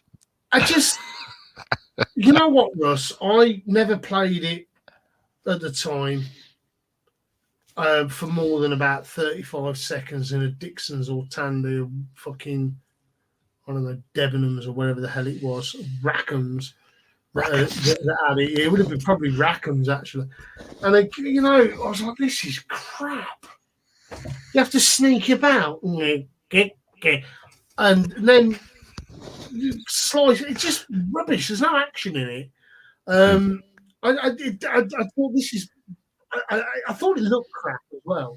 To be honest, the graphics. It's talk about bad digitization and pixelation. That in abundance. I thought it looked shit at the time, like most fucking N64 and PlayStation 1 games. The vast majority, not all, of course. There are exceptions. Castlevania, Symphony of the Night being one of any of the 2D games, Crash Bandicoot. I keep going back. There's a handful. Yeah. They look shit and they look crap at the time. I was like, fuck this. I actually thought, fuck this. And then I bought it again. When it was, I thought, I didn't give this enough chance because a lot of these people, my peers on YouTube, say it's fantastic. But they could be right. They're not idiots, are they? Well, as it transpires, they were. I'm fucking wrong yet again. And I thought, how could you be conned into thinking this is good? Is it because there was nothing else at the time? Creep about, murder someone, cut scene. Oh, great. Then you've got to button mash. Fuck knows what you got to do because it was so shite that I only played it for about fucking 20 minutes. And it was just not enjoyable. I'd rather have my fucking fingernails removed with pliers than have to endure 5. It's just a bag of fucking bollocks. All of these games are shit. I did play Uncharted 3, which is much better than this, don't get me wrong. But even that started getting fucking boring. Button mash, press this here, there. No, all shit. No interest, there's no skill. For me, it's kind of like they're making games, they're lowering the tone of everything to make it more simple in some ways, even though it isn't simple, weirdly enough, to make it more accessible, I guess, and just so they can tell their story. I don't want a story. Let me make this fucking clear. I like it in an RPG, but it's more about the strategy. Okay, there is a story there, but it's underneath everything else. So the game's the most important thing. There's a little bit of a story that goes along there. So that works. So yeah, sure, I like a story, but that's not important. It's about being able to engage with the action. Yeah. This isn't engaging with action. This is pressing buttons when you're told to. Again, it's a little bit like fascism or communism. It's being fucking told to do this and that when they say. And I don't like that. I've got on my own mind and I want to do things my own way. Sure, you've got to learn technique. Yeah. You've got to learn when to do something, but you could do it when you choose. There's no choice in this. This is rather than being told. This is fascism / communism. Yeah. And I was going to make that point. You sort of answered the question really there of, well, I presume at some point you have to learn these skills in the game. But as you said, it's much better to learn those skills as you go along at the point that you need to learn them, or before you need to use them, you learn to get them, learned by that point. Not use the word learn there, but you know what I mean. So you answered your own question, my question on that one straightforward. And yeah, I don't like games that sort of do that either. I like to find out for myself and make my own way through it. Is there any part of this game that you like at all? No. Apart from the box? I don't like the box. I'll tell you what I do like. Here's a little bit of I might have mentioned this in one of the old school videos once. I think I might have mentioned it. Years ago, there was I don't know, might have been Metal Gear Solid 4 or whatever, I don't know. There was someone when dubstep was coming through, which might be one of the last, at least whether you like it or not, it was at least a genuine creative pursuit and trying to do something different. And it was different. It had a 140 BPM, but it had a breakbeat tone. So it was unique. Although highly influenced by a lot of other genres, it still had an innovation about it. Okay, Russ? So I give it that credit. I give it that credit, whether we like it or not, going back to that. So there was a version of Snake Eater which was sampled by this dubstep producer who used a bit of fucking the song from whatever version. I don't know what Metal Gear Solid that came out of, Snake Eater, but it was brilliant. I remember thinking, this is fantastic. My heart sank a little bit because I'd read on a forum somewhere, yes, he uses a computer game. I thought, that's cool. But when I learned it was Metal Gear Solid, why did it have to be that? What a load of crap. Yeah. But there's another artist called Burial that used some of the gunshots and things like that as percussive elements in his music. So no, I do think it served the purpose, and I get that it's people's nostalgia, but what a crap nostalgia to have. I'm glad that some talented musicians have found use of it, but to me, it's just no fun for all the reasons I've explained. Yeah. But then I could say that about 90% of games released since 1996. Yeah. So there you go. I'm very particular about what I like. Very particular. Well, I think that that choice there is going to sort of probably, I say annoy people, but it'll certainly spark some conversation as to why and what people think. I mean, generally people talk about that game that they are quite favourable of it. So it was interesting to hear your point on that one. I've probably not played enough of them to be able to give you an agreement or not on that, because we didn't like it enough to have a revisit it, did you, Russ?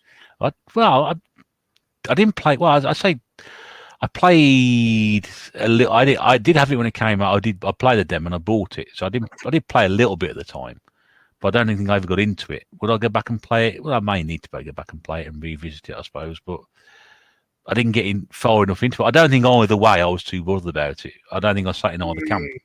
It was like, yeah, it was all right, but one or the other for me. So I don't know. But there are some people who love the series. There are some people out there like you who don't enjoy it. They must have been born in 1990 or something. I'm guessing. You know, yeah. These are the millennials that they've not experienced having to be good at something.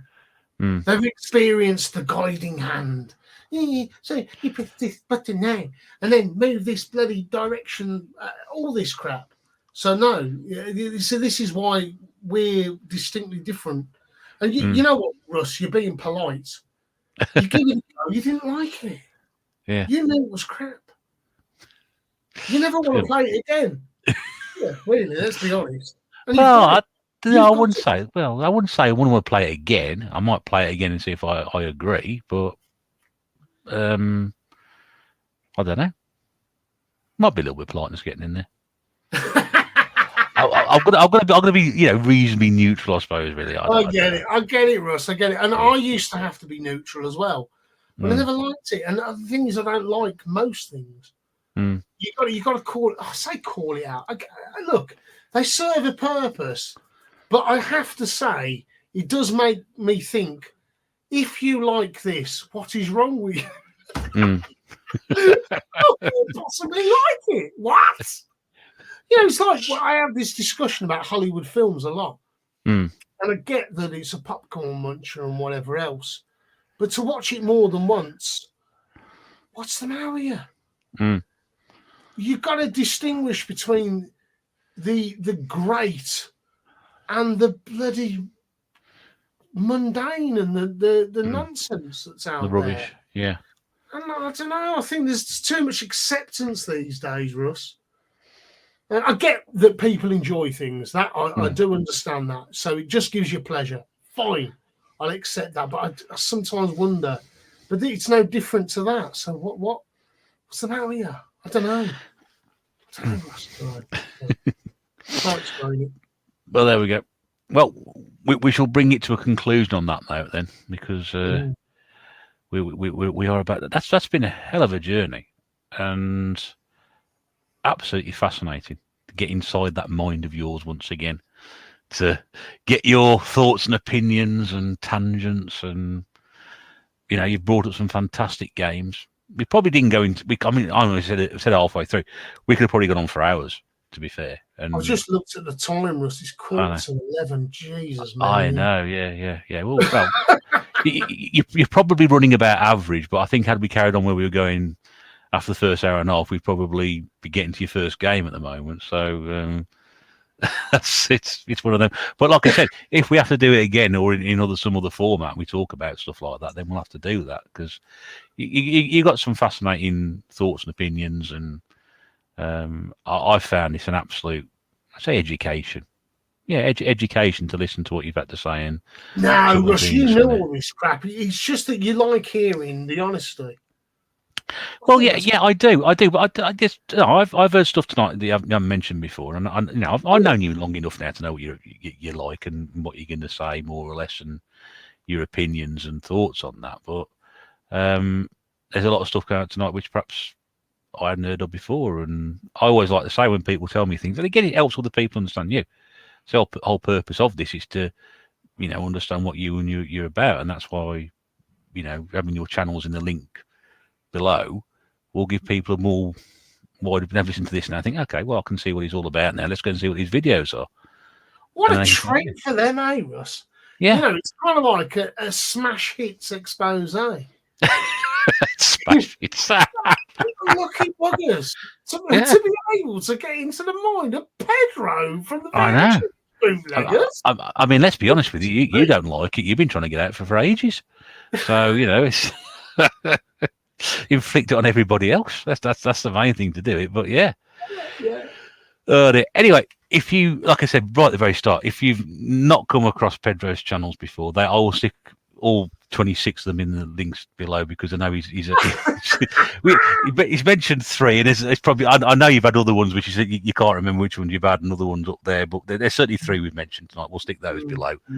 Please go across and have a look and do show some appreciation, and I hope you get some enjoyment out of those. Like I said, it's a mixture. The VHS Bootleggers got film discussion, wrestling discussion, etc. on there, film reviews, collections, pickups.